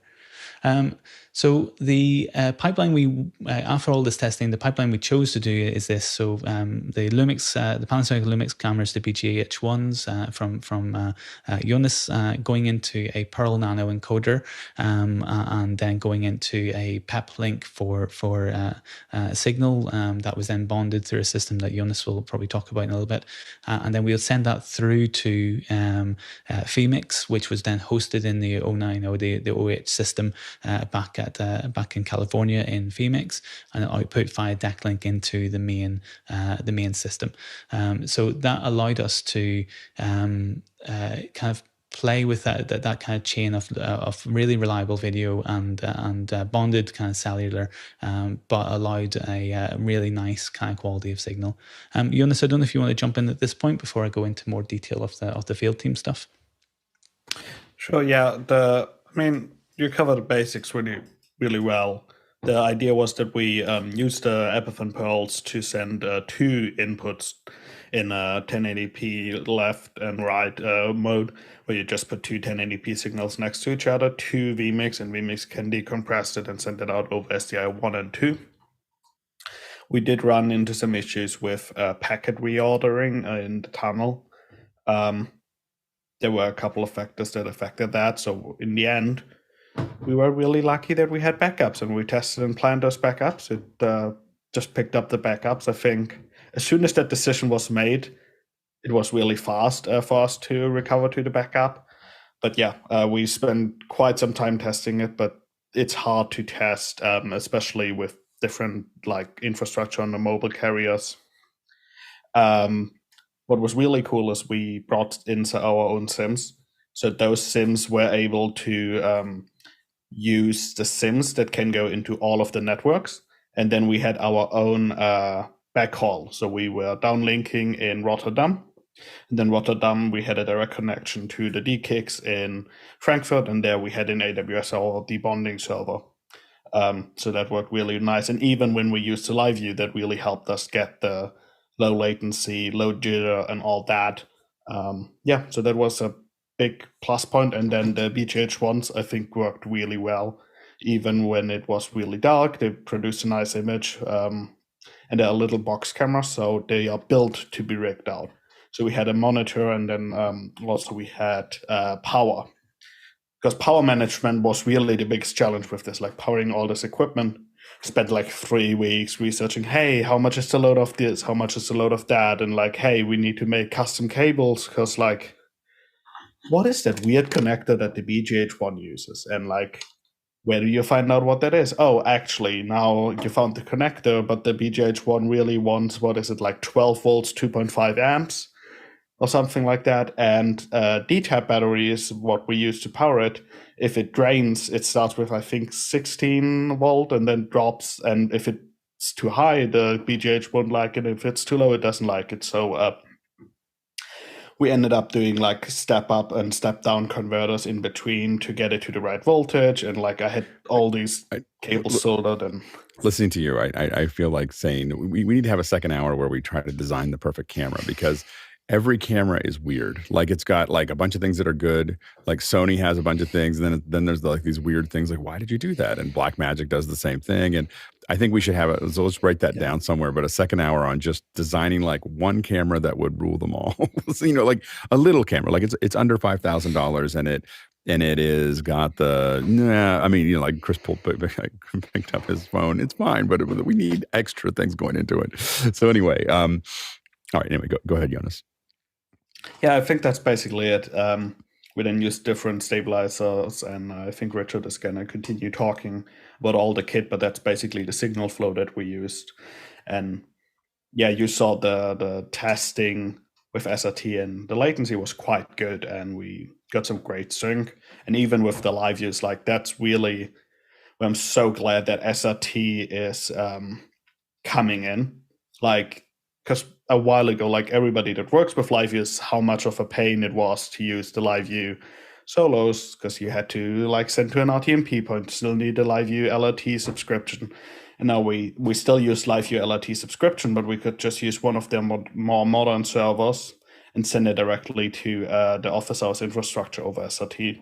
And that was really nice. We didn't have any of transmission problems that you would have expected. Yeah, as Jonas says, the next kind of step is we planned for the pearls and the peplinks, but reality kind of changed things a little bit for us. So I'm going to jump back into kind of what that kit was and what we had on the field. So this is Stefan did some really lovely pictures and video for us from behind the scenes. So this is kind of that kind of early first hit that we did at Tilta. And what we have here is Ronnie kind of on the monopod with then the BGH1 just on really simple kind of loadout. And just with the BGH1 had a 14 to 100 mil lens, a little video assist on top. I say little, thing's huge. And then the a really lovely monopod, of which Ronnie has convinced me just by showing me them how fantastic they are. We now have 3. And he managed to source some wireless mics from Shure from his rep in Norway, which was fantastic. I mean, one of the main saving graces. And as Jonas said, the LiveView Solo Plus was in the backpack because we had a problem with the previous setup, and as Jonas has touched on. So that was Field Team 2. What we've got here then is Field Team 1, which had a slightly different rig. So Ronnie can kind of talk a little bit more about what his choices and what Simon the choices were. So Ronnie was with Field Team 2 and Simon was with Field Team 1 as camera up. And they had something slightly different. with the same kind of camera system, same encoding system, just built into an EasyRig with an RS2 and a kind of slightly smaller, kind of little, kind of small HD screen, which allowed it for to be a little bit more lightweight. So the final kind of encode system looked a little bit more like this, where we were simplified the chain when we had the problems on site the day before the show. And this is, again, a good example of how these live productions need to roll with a certain amount of punches. And prep is that because we wanted to be field first, we prepped for there to be redundancy. Ronnie brought a solo plus and I brought a solo plus, and that allowed us to have a little bit more of a leeway to know that we could always get signal off the show floor. I think we had around about 3 different ways of getting signal off the show floor with the PEP links, with the live views, and then finally, if we really had to, with Zoom and cellular. So cameras with the audio embedded in the camera going into the live view solo, then via, as I said, SRT into vMix and into the OH the OH system. A bit of a difference from then last year. Just thought this is an interesting comparison of what we did last year camera-wise and how a different feel that was. So this isn't a video of one of the live pieces. This is one of the pre-record bits we did with Chris. And you can see how static we are in comparison then to the 2023 model, where Ronnie is kind of coming in tight into the shot. He's able to move around really freely. So that's kind of the difference between the bigger trucks that we've used before, with all the kind of kit hanging off it, and then the really little kind of light system. And Ronnie wearing on his back the Live View Solo and the Shure system. So as I said, it kind of looks a little bit like this. How would you compare the experience? It's an interesting one because they were designed to do something slightly different. I think even last year when we did IBC, we wanted to have a little kind of a monopod system, but we opted in the end because we had a couple of camera failures for the kind of the bigger truck, partially because of power balance and partially because of we wanted to have moving shots and things like that. So the balance between the EasyRig system that Simon had and then the monopod system, and the fact that Simon and Ronnie are really good camera ops, meant that it just allowed a lot of flexibility. So I think designing onto that single stand system, and this is something that all that kind of testing that I did locally, one of the reasons I did it is because we're going to use a very similar system for the work that I do, getting behind the scenes shots, because they're just so small, so easy. Even Ronnie kind of described it as he wants to do this a lot, to be able to get into the equipment, and that was a fantastic kind of just the fact that he could get really quite tight in and really be really nimbly was very, very helpful. The big challenge was that it was on his back with a nuclear power plant, that the Shures turned out to be incredibly warm, but Ronnie can talk a little bit more to that in a second. So as I said, one of the challenges with this was the equipment coming from multiple different places. So this is my kind of final slide before we go into more discussion based. It just highlights how there are the different colors here denote who brought it, as in this is in this small amount of equipment, 3 different people had to bring this equipment, and it had to be combined on site, a couple of days before, a day before. I think literally was the day before we went live, we were combining it, and that's always a bit of a challenge. So during the show at the beginning, we had a bit of a black bar situation going on Field Team 2's camera, and a lot of that's based upon the fact that these cameras all came together the day before the show, and that's a real challenge for us getting to another stage of kind of production. So yeah, that's the end of these little slides. So we'll kind of go into a bit more of a discussion from the rest of the team. Lucas, what would you like to talk about? Yeah, I just wanted to add a little bit to the challenge that we didn't have the equipment really before, and I didn't bring as much equipment, more like glue stuff, some cables and batteries and stuff like that. But yeah, we ran into some strange problems in a way, because when we dumped the pearls, I think originally we wanted to go into the pearls directly. They have XLR inputs. and we couldn't do that because we didn't use them anymore. So we had to embed audio into the camera. And the BGH1s that Jonas provided, they were actually in use for other streams Jonas did on some time. So we actually tested with other cameras for the rehearsal, I think some Sonys from Ronnie. So it was really kind of, okay, how do we get this out and this in? And the Shures, which are great devices, but they had TA3 connectors for their main audio outputs, and we weren't able to get the TA3 to a mini jack cable we would have needed. So we needed to use their headphone output, which you can also use as a line output. But yeah, we had to do a lot of gain staging and testing and do this 2 times over because we had those different cameras. And I think the thing that really annoyed me the most is that we couldn't find a long enough cable, a mini jack cable.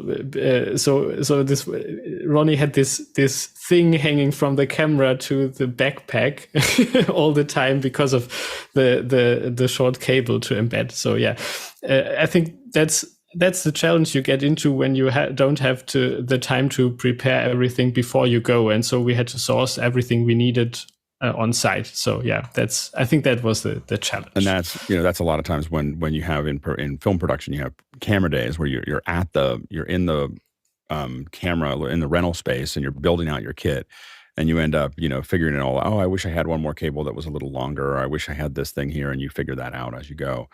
Yeah, go ahead, Ronnie. Oh, I'm sorry, Richard. I'll hand it back to you. Yeah, okay, but I'm going to hand it to Ronnie. Yeah, it was a fun couple of days. We arrived very late to the show at 2:00 the same day we were going live in after hours, and me and Simon had guided a lot of equipment that we brought with us to Amsterdam just in case, and better testing and planning would probably get rid of a lot of equipment we had to travel with. At the same time, it's really good to have extra equipment, and this show in particular was awakening that you need to have probably backups of backups, and without us bringing both Richard, Jonas, and all of us bringing everything that we actually brought would probably be a show killer for us, I think. One of the things that Lucas was mentioning, there's on the pictures, if you show them again, there is a really short tether from my backpack where the live view unit was and the camera. I had planned to have like 2 meters tether so that I could be more aggressive, moving the monopod camera into more over the product shot positions, etc. So the tether was really short, and that was very limiting for me. I'm not used to having that short of a tether or leash. So that was a problem. On the pictures, you also see that the backpack was open due to the fact that it was really overheating. We had a lot of things in there that generate a lot of power. So one learning point is to have that mounted on the outside, not inside a bag. This was due to the fact that the beautiful Shure microphones that we borrow from Benum in Norway, our distributor that we bring all these Shure equipment from, the receiver was eating batteries, and as a effect of that, it was getting really hot. And I wasn't aware of that because I've used that receiver on top of cameras, and then there is not a problem. Putting in the backpack was not a good idea. At one time, we were actually thinking that the overheating denied us to have it powered on again for a few minutes. So luckily, the equipment was professional and used to being beaten to death by technical people like us. Yeah, So, there was a funny moment where we get our first battery call. So that because we knew that batteries with those Sures were a particular challenge, Brian had built into the Run Show specific calls for us to check batteries. And the first battery call for our team, we went to check it, and I didn't want to touch it. Talent on air, I don't want to touch that stuff. I'm not going to. I'm not an audio person. So Lucas, who's also on air, he did get to touch it, and as soon as he looked at it, it turned off.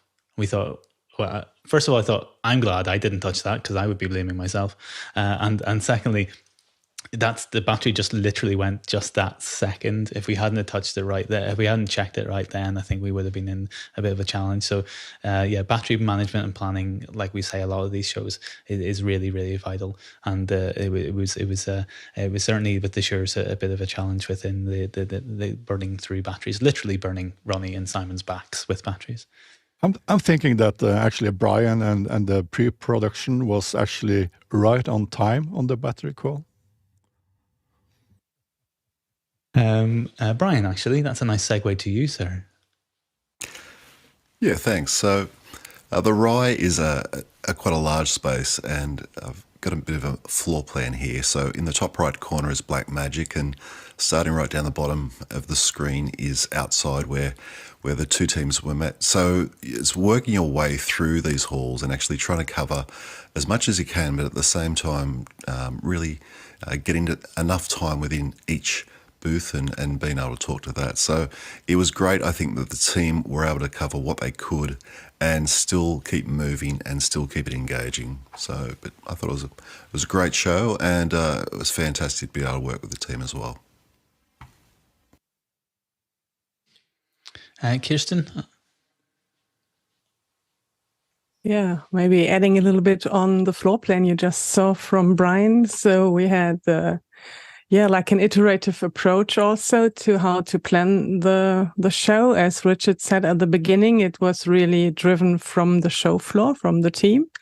So there was an idea of having some pre-planned route that we can also time a little bit, how to get from one hall to the other and across the whole area and all these things. And then, of course, when you're on site, you really discover, or the field crew, the people discovered, oh, there's something new and this one. And so it's always this dance between having something planned out and also be flexible, like on the day until the show starts or even during the show, to really, go with the flow and, bring in the new exciting things. That's also why we do all these things. And some of the things we thought through in the planning worked out very well, and some others, there's still room for improvement as always. And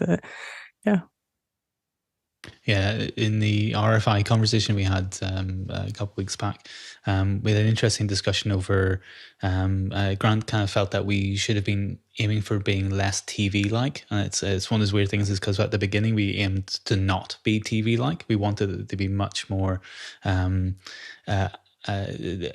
authentic, being the lovely internet term, and try and be this kind of slow explorer, but balanced with the kind of answering questions and getting good information for people. So trying to balance those lovely things that we really liked about some of the early broadcasts, where Guy and the team were kind of exploring and discovering things, but balancing it with a route that we understood where we were going, and which team would cover roughly what, but also enough room within the run of show that we could explore and discover things as we went and maybe find answers to things.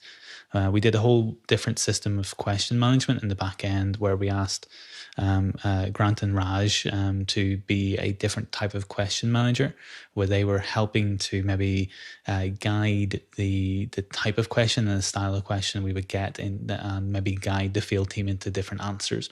That kind of system never really came through, I think, in the reality. It didn't quite, we didn't maybe give it enough time to try and understand it, and at the same time, because of the nature of the event, we're moving very quick. It maybe still didn't give enough room for actual questions to come through.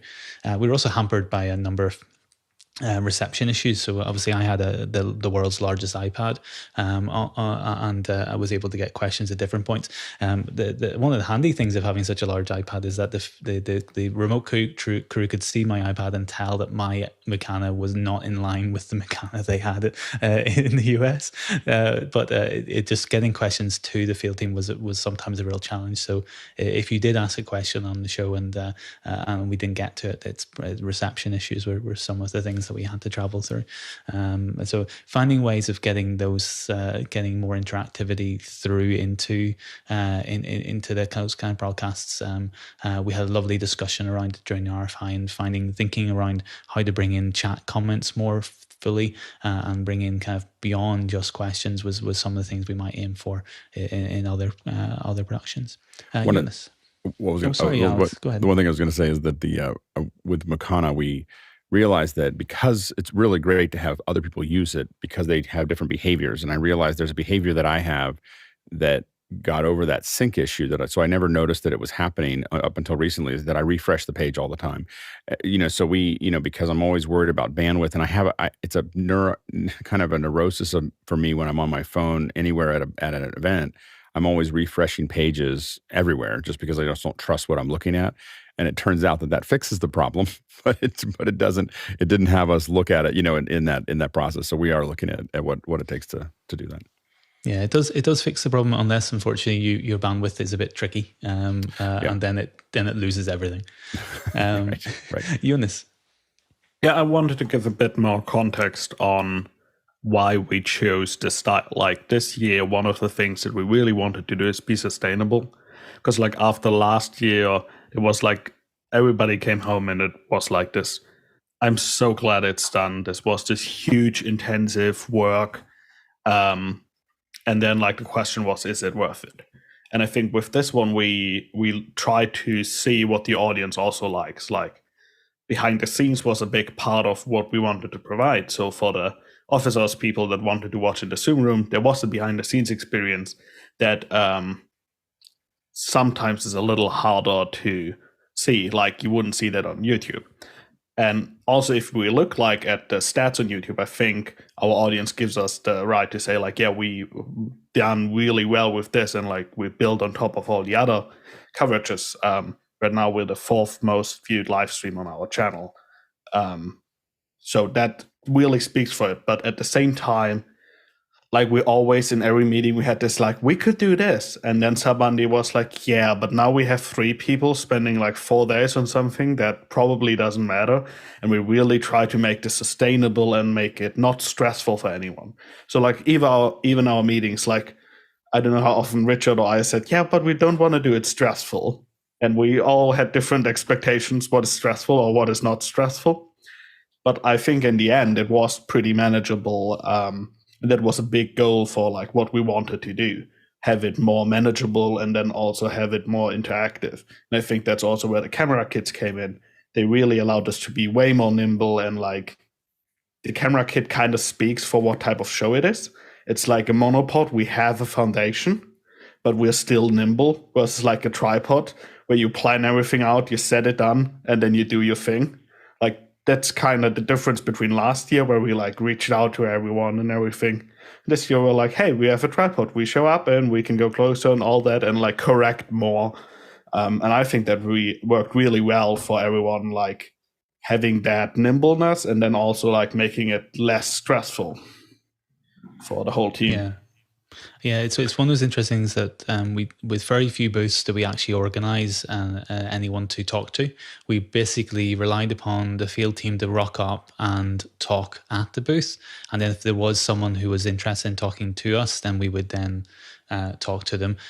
So that was again the aim, that was for this open conversation with the field team and the remote team, and to have a clearer back and forth. That was, latency issues aside, that I think it's still one of the really good aims that we think could work very, very well for this kind of format, and certainly something fun, was really, really enjoyable to play with. Lucas. Yeah, and I think in the pre-planning, Richard always stressed that this should also be something we have fun with because it's our spare time. And some of us already also had meetings, business meetings. My employer wanted to actually me to do something at IBC to scout stuff. So I had to do stuff. Jonas had to do stuff, and so on. And so this is kind of our spare time. And I think this was kind of the idea cell where this ground-led show came from is like what would we like to see, what would we like to explore, and how would we like to do it. And I think it turned out quite well. Yeah, it's interesting, as Jonas and Lucas say, there was a lot of things left on the cutting room floor that even when we got to IBC, we wanted to try and do, and then certain things meant that we couldn't. So it was originally planned for Field Team 1 to have 2 cameras, and then that, as Ronnie says, we brought a lot of equipment that then didn't get used. Partly that's because my fear of something breaking, and then we wanted to have replacements. So unfortunately, then we had to lug a massive, like I had a 29 kilogram Pelican case with me, and goodness knows how much Ronnie and Simon had as well.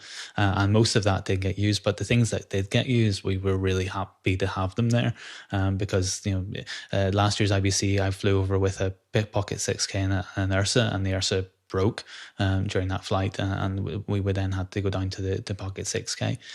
So it's having those redundancies as you fly, because it's one of the interesting differences of this kind of show versus some of the other weight shows is that we are literally changing country, and that's one of the differences. All the shows involve flying, but when you fly to a different country, none of the OH team are based in Amsterdam, so therefore everything we wanted we had to either find there or bring with us, and finding something there obviously adds a lot of time and extra production stress. So because this is aimed to be as you said, a sustainable production, a way of being light so that people can go off and do their jobs. Wow, people have jobs, amazing. Imagine that, and actually giving time to ourselves to get into it and test kit.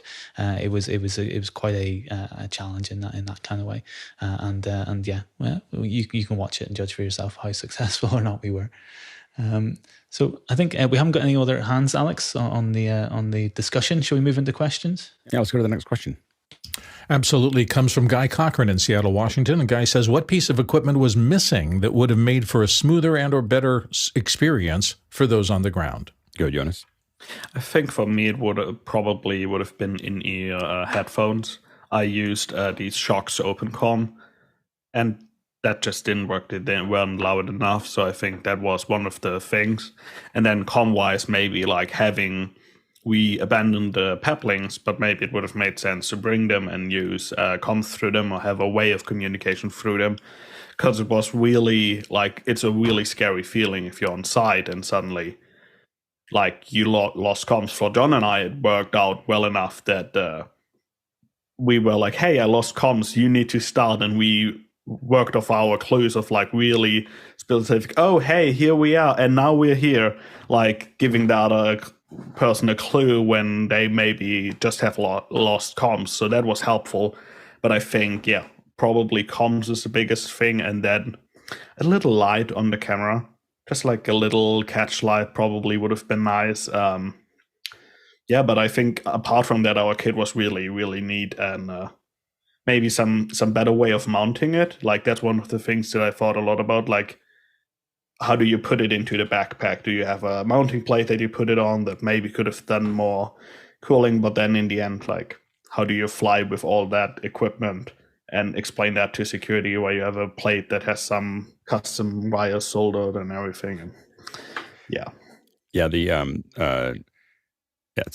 Next question. I'm sorry. Not next question. Lucas, go ahead. Yeah, comms was, I think, for me also the biggest thing. I had AirPods that worked okay, but they literally died 1 minute after we stopped the show, so they completely drained the batteries. So that was really not something I would like to do again.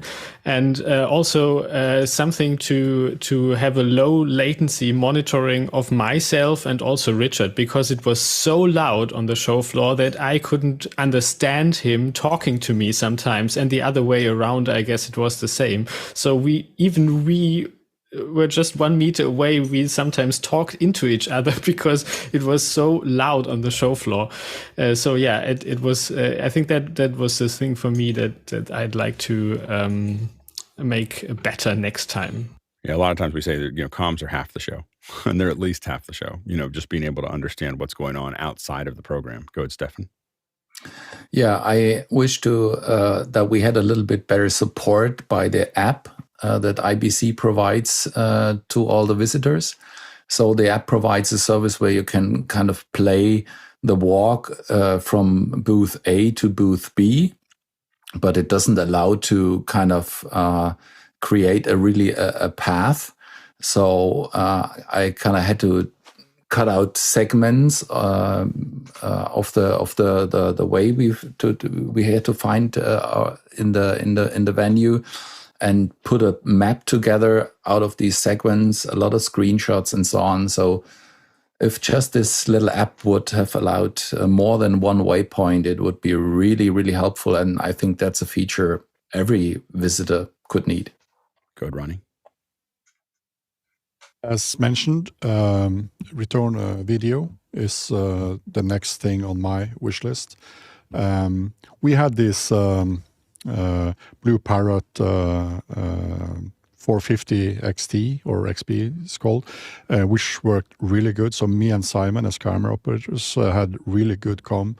We had actually no trouble both listening to comms and speaking to comms. And I must appreciate Brian for giving producer commands to both me and Simon to move closer or move further away, reposition cameras, etc. It was great to have Brian on the ear all the time.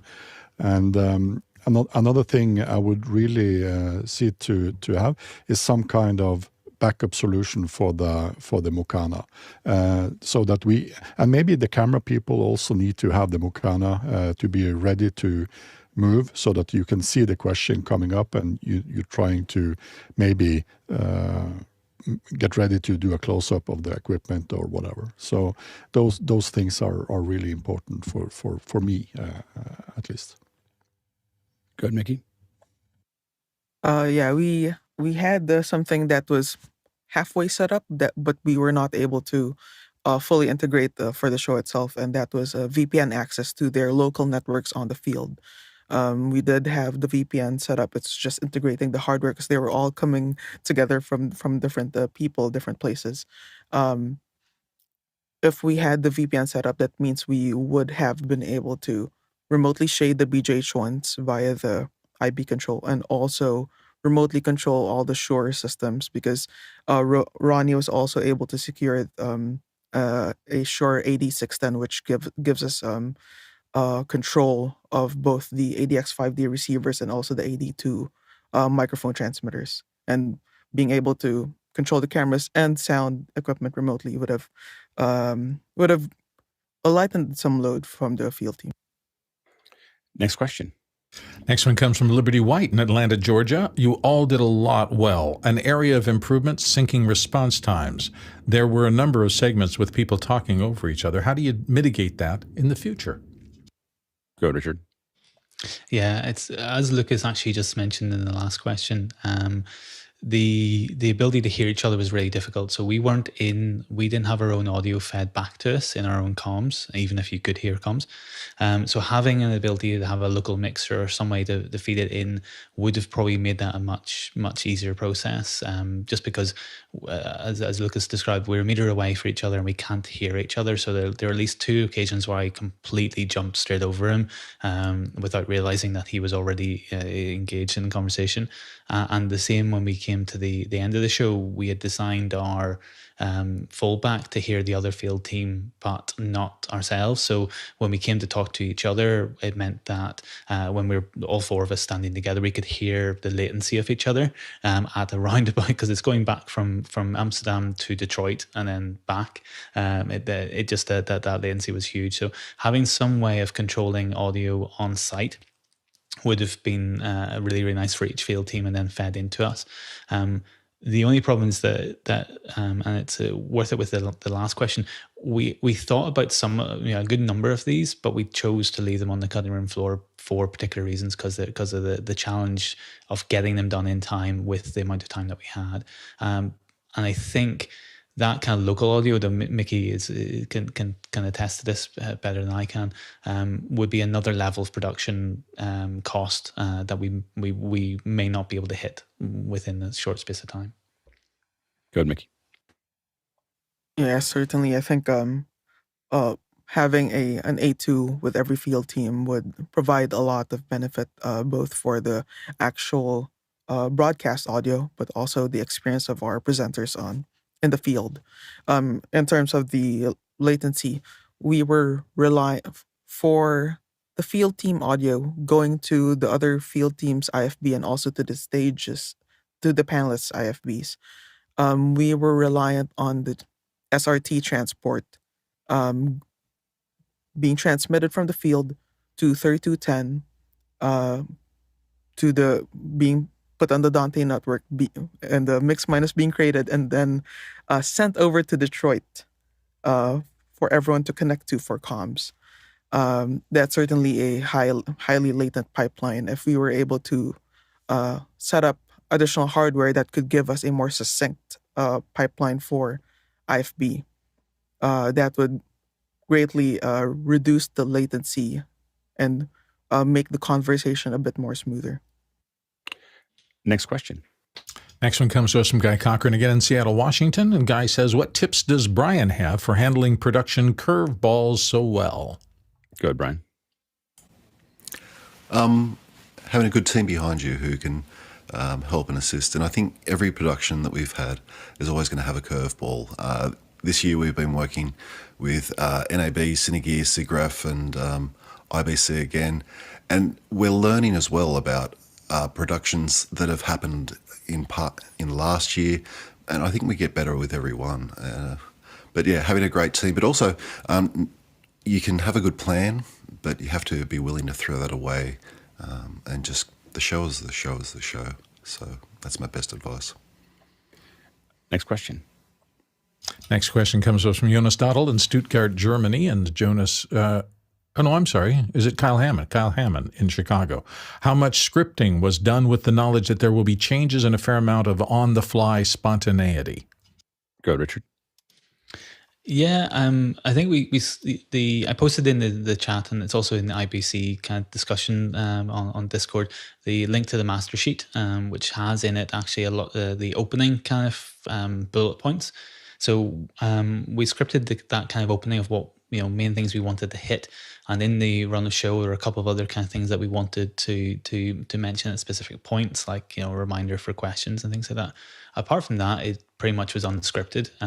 We were both the field teams were off the cuff. We knew where we would be going, which is that kind of balance between exploration and pre-planning, is that the field team knew what booths they could go to and had knowledge of those booths and could go visit them. And we did some of that through the after hours coverage the day before as well, where Lucas and myself, traveled our route to some extent, and were able to kind of see some things and talk to people and get kind of a feel for it. But apart from that, we didn't really script anything. We had maybe every so often talking points that we might want to particularly hit. Go ahead, Lucas. Yeah, and I think one of the problems with not problems, but one of the things you have to keep in mind with that small of a field team is since all of us were engaged in the technical preparations, we actually didn't have that much time to prepare for the show as the presenters. So the after hours coverage we did was, at least for me, the first time actually really hitting the show floor and looking at the different booths we wanted to cover. So it was, I think, quite spontaneous. Go ahead, Jonas. I think you see, especially speaking from my field team, the more time we had at a booth, the more pre-planned it was. But it's not like we had a script written a week ahead. But like if you look at Major Role, I think a booth that worked really well to cover is you have John starting, and then suddenly I appear in the frame. That of course was like planned. And when we did the multi-camera systems and Aja double hit, that's where we pre-planned how are we going to walk, what are we going to talk about. We always talked about who is the lead for this booth and like who is the person being told to, and then like have a bit of like just a natural off on each other. And I think that worked really well for that. So we tried to have a mixture in there and planned that, but we didn't have scripts. That would not have been feasible. Next question. Next question comes from Jonas Dodels in Stuttgart, Germany. For those who can compare NAB and IBC, what was different? Go ahead, Ronnie. A few things, especially the bandwidth, which was not a problem at IBC. There's another thing that we in the team discussed, and that was the facilities for the media crews. There was a lot of those at both NAB and also at IBC. And the facilities at IBC was really, really killing it. They had lunch packs, they had these nice rooms, high bandwidth wireless and cable. They were actually serving us at the tables, which never happened at NAB, I had to mention. So NAB has something to learn on the catering part. But of course, I'm a big guy, so I'm focusing on the important thing here, the catering. No, exactly. Go ahead, Mick. And of course, there was a lot of other differences as well, but mostly the facilities and the speed on the internet. It really opens up for the thing we try to do at NAB, doing shorts, uploading those, and that will work perfectly at IBC. Go ahead, Mickey. Yeah, from my point of view, I think as a member of the remote crew, what was really stark to me is like how well planned and organized the IBC shows have been both this year and last year. Of course, that's thanks to the crew that we've had for both shows. Things were decided on as early as we could, and also things were clear in terms of, or as clear as it could be in terms of scheduling. The crew, especially with the leadership of Rich, we've been able to lock things down quite easily. Go, Jonas. You get a different kind of lost. Like, you can get lost at NAB, but you walk like 3 rows of booths and suddenly you're at like some big hallway where you can get somewhere. Yeah. IBC, like I got lost so many times because like you walk down to 8, and then like if you walk to the left too much, now you're in 3, and suddenly you're in 2, and suddenly you're in like OTT land where you don't want to be because that's just OTT land, and suddenly you're outside. It's like, that was a big difference for me. And then, yeah, like Ronnie said, it was kind of crazy. You like get there to the press center, and there was a barista making you coffee and just like giving you juice and everything. That was like really great. We were a little worried because like when we started, it didn't seem like anybody was looking at the press inbox at IBC. But then when we were there was like all the intention, and like it was this really cool, I don't know, like feeling of togetherness also in the journalist living room. Like somebody overheard that we had battery issues, and suddenly another journalist comes up and is like, hey, here, I have some batteries, take those. You'll be fine with them. And like that was a really great, like there was like this collegism, and nobody was like, oh no, what are you doing? Like nobody was annoyed by us. It felt really nice. And then a lot of the vendors, like I felt, were a little smaller. The booths felt more like with more of the key people. At NAB, with the distance to a lot of the world, I think there were like less key people and more salespeople. And like with this one, there were a lot of key people, a lot of the CEOs, CTOs that were like just excited to talk about their product. Good, Bill. From my point of view, if somebody who in the early ones was hosting or co-hosting, I was always just frightened to death that nothing was going to work for the first half hour or something like that. So you're trying to figure out how do you pad until things come online. We've established that this tech crew is amazing, and we will get something online, that the signal will go out. I think you guys started on time every day, and we were able to go to the field immediately. That is just a whole different ball game. And so the move of the focus from a studio that is going to pad until you can go out and get the first hit, and then you're going to come back and it's going to still be a little bit disorganized there, where the host and panel have to kind of fill in until you can go back out. Now the expectation is you're going to be at the show. And I think that is a much better experience for the audience, because that's what the audience wants. They don't want to be looking at the rest of us who've been talking, on office hours for 3 years. They want to get out to the show and see what's there. So big props to the IBC team for making that happen. And I think that push to move out in the field fast and stay there has been a very big boost to the quality of the coverage. Go, Richard. Yeah, I think what was interesting, Bill, on that is the reason that I think we felt confident in doing that is because of the success of all the different shows that have come before it. So we've gone through that experience of, will we have bandwidth? Well, we know that we've had success in 2022 with bandwidth. We know the other shows we've had success with bandwidth. We know in the early days we could go with Stream Voodoo, and we can go with Zoom. We've got a lot of that internal knowledge, so we know we can get signal without too much stress, apart from disasters, off the show floor. So that has really helped, I think, allow us to think around, okay, well, what are these now shows, what they can be? In answer to the some of the things that Jonas and the team have said, is that one of the nice things we had with Stefan and Brian had maps. Stefan makes these absolutely amazing maps of IBC, without which we would be lost. And he did that last year, and last year we had Spike as well. They both, Stefan and Spike, walked the route last year. They knew where we were going.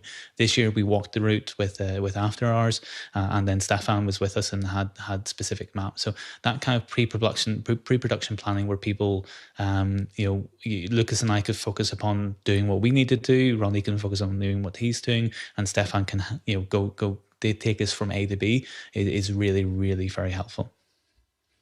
Next question. Next one comes to us from Craig McFarland in Boston, Massachusetts. Sometimes when there were two hosts next to each other, the camera autofocused between them to the background, but not every time. Was the camera person overriding it? Go ahead, Ronnie. No, it was purely not knowing the camera too well due to the late arrival of me and Simon, and access to the equipment. Really good cameras. I was the one that made the quick menu go onto the camera and out to the broadcast. So it was purely knowing the equipment. So to be testing and doing stuff with the equipment you're going to use is really important. So, and that goes also with the autofocus, which the question is all about. We had two different settings on autofocus, and Simon's camera was a little bit more focusing wider, and Jonas can probably speak a little bit more about that. Me and Simon are, sorry to say, very used to the impeccable focus on the Sony cameras, and that is my answer, kind of thing. It's knowing the equipment. Go, Jonas. Yeah, and I think with this one, we were done with setup early enough that we actually started, hey, let's tweak the autofocus settings to be just right. And I think somewhere we might have not set the zone correctly, or the camera tried to focus on something else, but generally it worked pretty well. And especially with the bad light conditions that you have on the show floor, I think that's where the dual ISO of the BGH1 really shined and like allowed us to not bring big lights and still get a good picture. Next question. Next question comes from Douglas Carmichael. Did you have any RF challenges in the venue? Go ahead, Ronnie.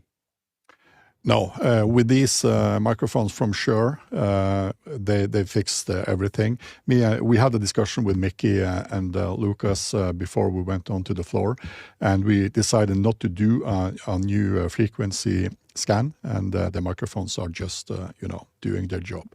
There was a lot of RF interference, but we were unable to have any impact on that. So the Shures are really, really good at this type of production.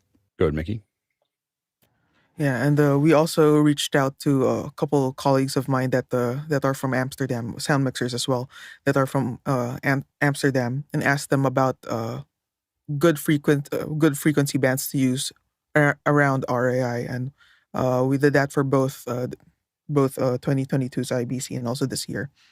So we started off with kits that operate in frequency bands that are pretty good in the area.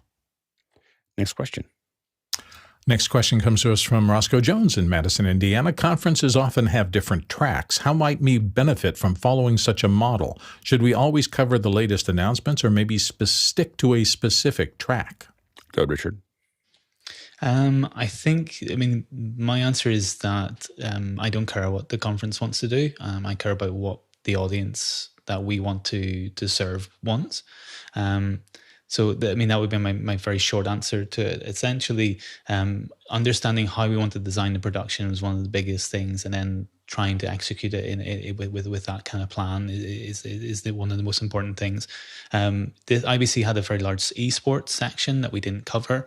They had a future system that kind of looking at future technology, which we didn't quite cover. We covered what our team knew really well, so that we could talk about it and give good answers. And we went where the questions might lead us in other instances. So it depends upon how you're designing this show. We had limited time. We knew we were only doing one show. We weren't going to do, and that show would only be an hour and a half to 2 hours. We wouldn't be doing, so we can't do everything. In fact, we lost about 3 or 4 booths. I think at least maybe 2 or 3 booths from field team to our team because we had went long in some of the other booths. So there's only so much you can cover, and then deciding how is that going to serve the audience. So if we have more time and more bandwidth, then I think exploring more, being more informal with after hours and doing more things in different ways would give us maybe more freedom to discover maybe other elements that our audience might like. At the moment, we're taking a certain amount of educated guess about what this audience wants to see, and we did, in the last IBC as well as this one, ask this audience what they wanted to see, and then try and be led by that. So what the conferences want to talk about is, to me, separate to what we as a community want to deliver. Go ahead, Lucas. Yeah, and I think the thing we tried to borrow from those tracks was that we wanted to have kind of themes the field teams would talk about. So my theme was obviously audio, and Jonas talks a lot about distribution, how to get things into the cloud, and so on. So we tried to do tracks in that way, but since we had to rearrange some stuff and lost some booth, I think the one thing we could try to make better next time is to promote those themes even more. Yeah, and for us, the big thing is capacity. So as we have more people, as we have more things, my goal would be, right now we're doing, 1 hit or 2 hits, a little bit in after hours, a little office hours. We would start thinking about tracks when we're running, 10 a.m. to 6 p.m. Like, so, or maybe even 10 a.m. to 10 p.m. or 10 a.m. to 8 p.m. And we're so full of just one track. I'm very reticent to do tracks because I think that the whole audience should be there and be part of that process.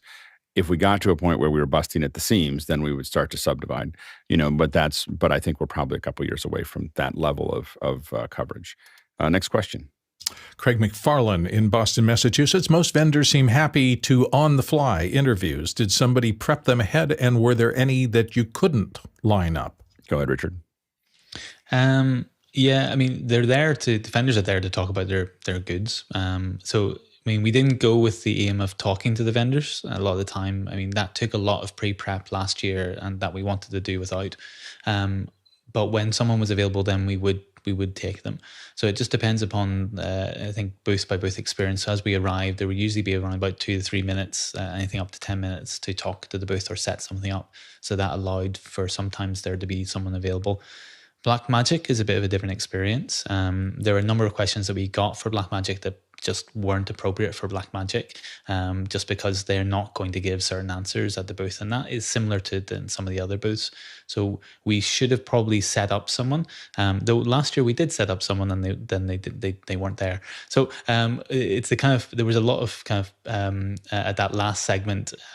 Me wandering around and negotiating with the Blackmagic person about which questions they could answer on air, because sometimes they just don't have the answers. It's not that the question is too hard or secret. It's just they don't always have the information at hand. So some booths would need pre-prep, I think, in the future, and in this instance, most booths were very happy to be kind of asked if they have time to talk about that.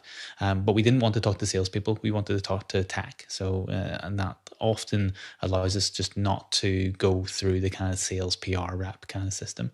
Jonas and the other field team might have had a different experience. Jonas?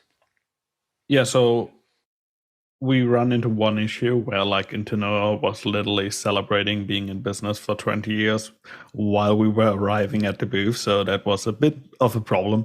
But we generally took the approach of like, tell me all about your product, and then we're going to tell our audience what's important about that and put that into context. Because I think that's like one of the things we kept saying is like, we are professionals who work in this industry. What we can offer that like maybe typical media couldn't offer is context to what are we seeing? Why is this exciting? Why would you want to use this? Why are we so giggly about this little thing that looks like a NUC but is an encoder? Like, why does this matter? And that's really what we try to add, like the context of our experience.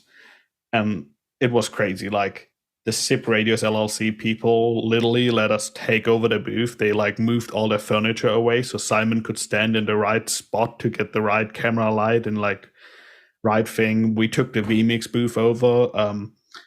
The multicam systems, they were like, yeah, here's our stage. We'll make sure no one else comes on. Take it. It's yours.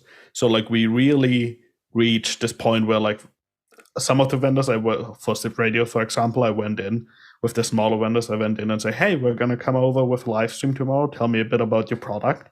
So I could know enough about it so we can put it in context. And then for other stuff like the IAJA stuff or the multicam system, we knew a lot about it, and then we just went off each other.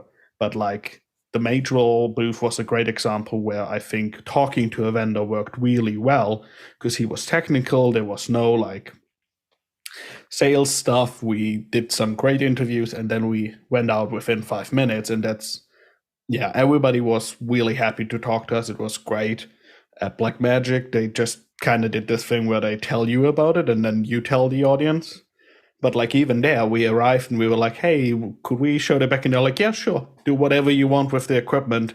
Do what's great for your audience. And like, that's not normal that someone is like, yeah, sure, here, touch our booth, touch the equipment. You can show it. You can, like, we just turned the 80 by 80 around and be like, hey, here's the back. So that was really cool that we had all this access, and like, thanks to all the vendors who were just like, yeah, here, take our booth over. It's fine for us. Go ahead, Lucas.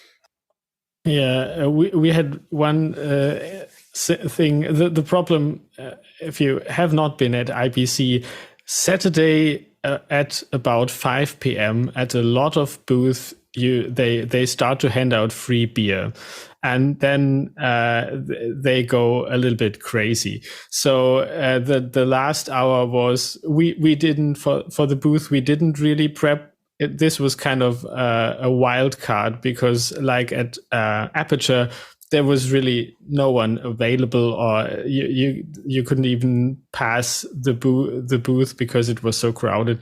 And so I think it sometimes works well, but at some booth, pre-prepping is quite helpful. And for Genelec, for instance, I asked the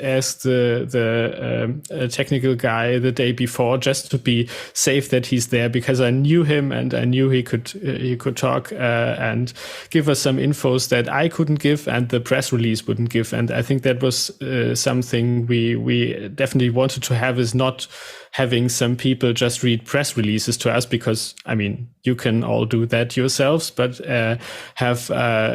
if we have people on camera that they would give us additional info.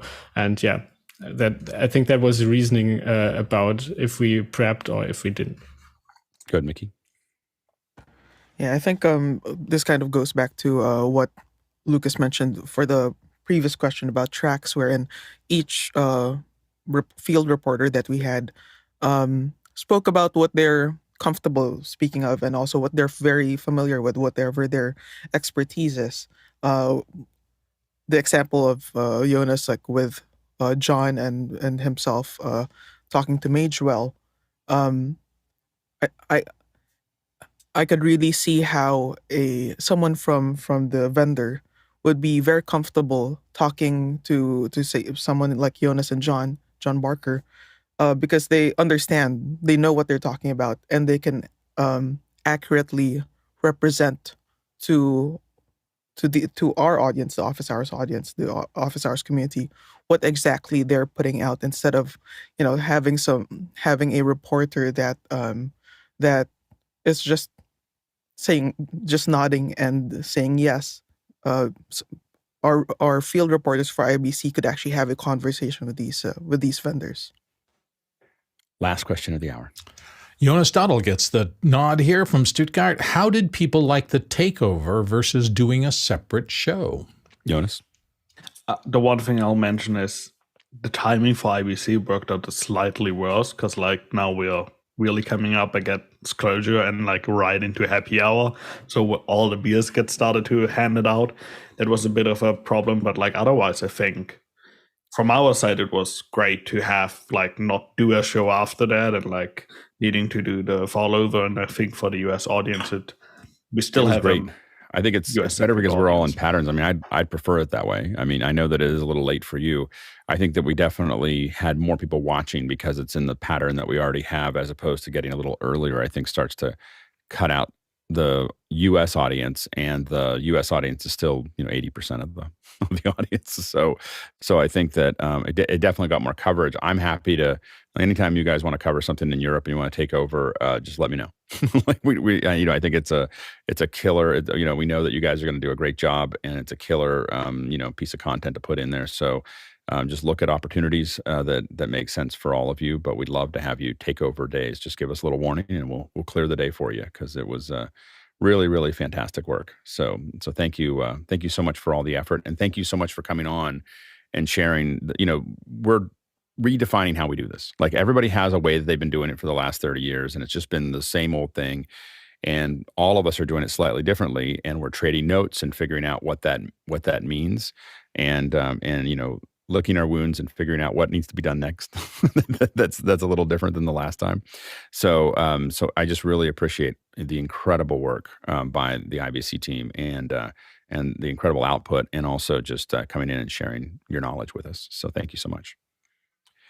And thank you to the panel. We can't do this without you. We had a great panel today, including the IBC team and everybody else that came on. So really, really good panel. So thank you all for joining us for the first and second hour.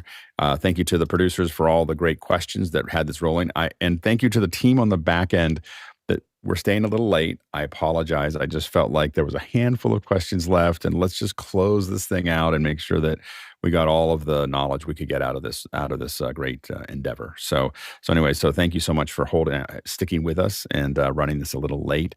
We don't do it very often, but we really appreciate all of your work.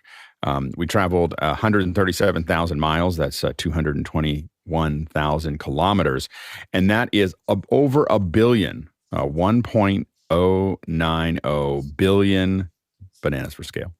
All right. Let's go jump into after hours.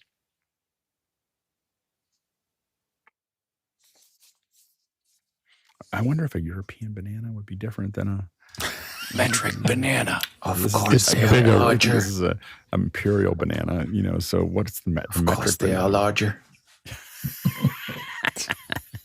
But the smaller the banana, the better the taste. So, okay, that's an argument. I do like the little bananas. Have you ever seen the little one? They're like little finger bananas. Those are very good. I will say that they are good. But my favorite banana is a plantain. Boss went south way too fast. My favorite form of banana is banana bread. That's after you left the banana on the counter for just a little Giving purpose to old bananas. I'm all for it. All right, good, buddy. Wow. Great work. Great work. Thank you.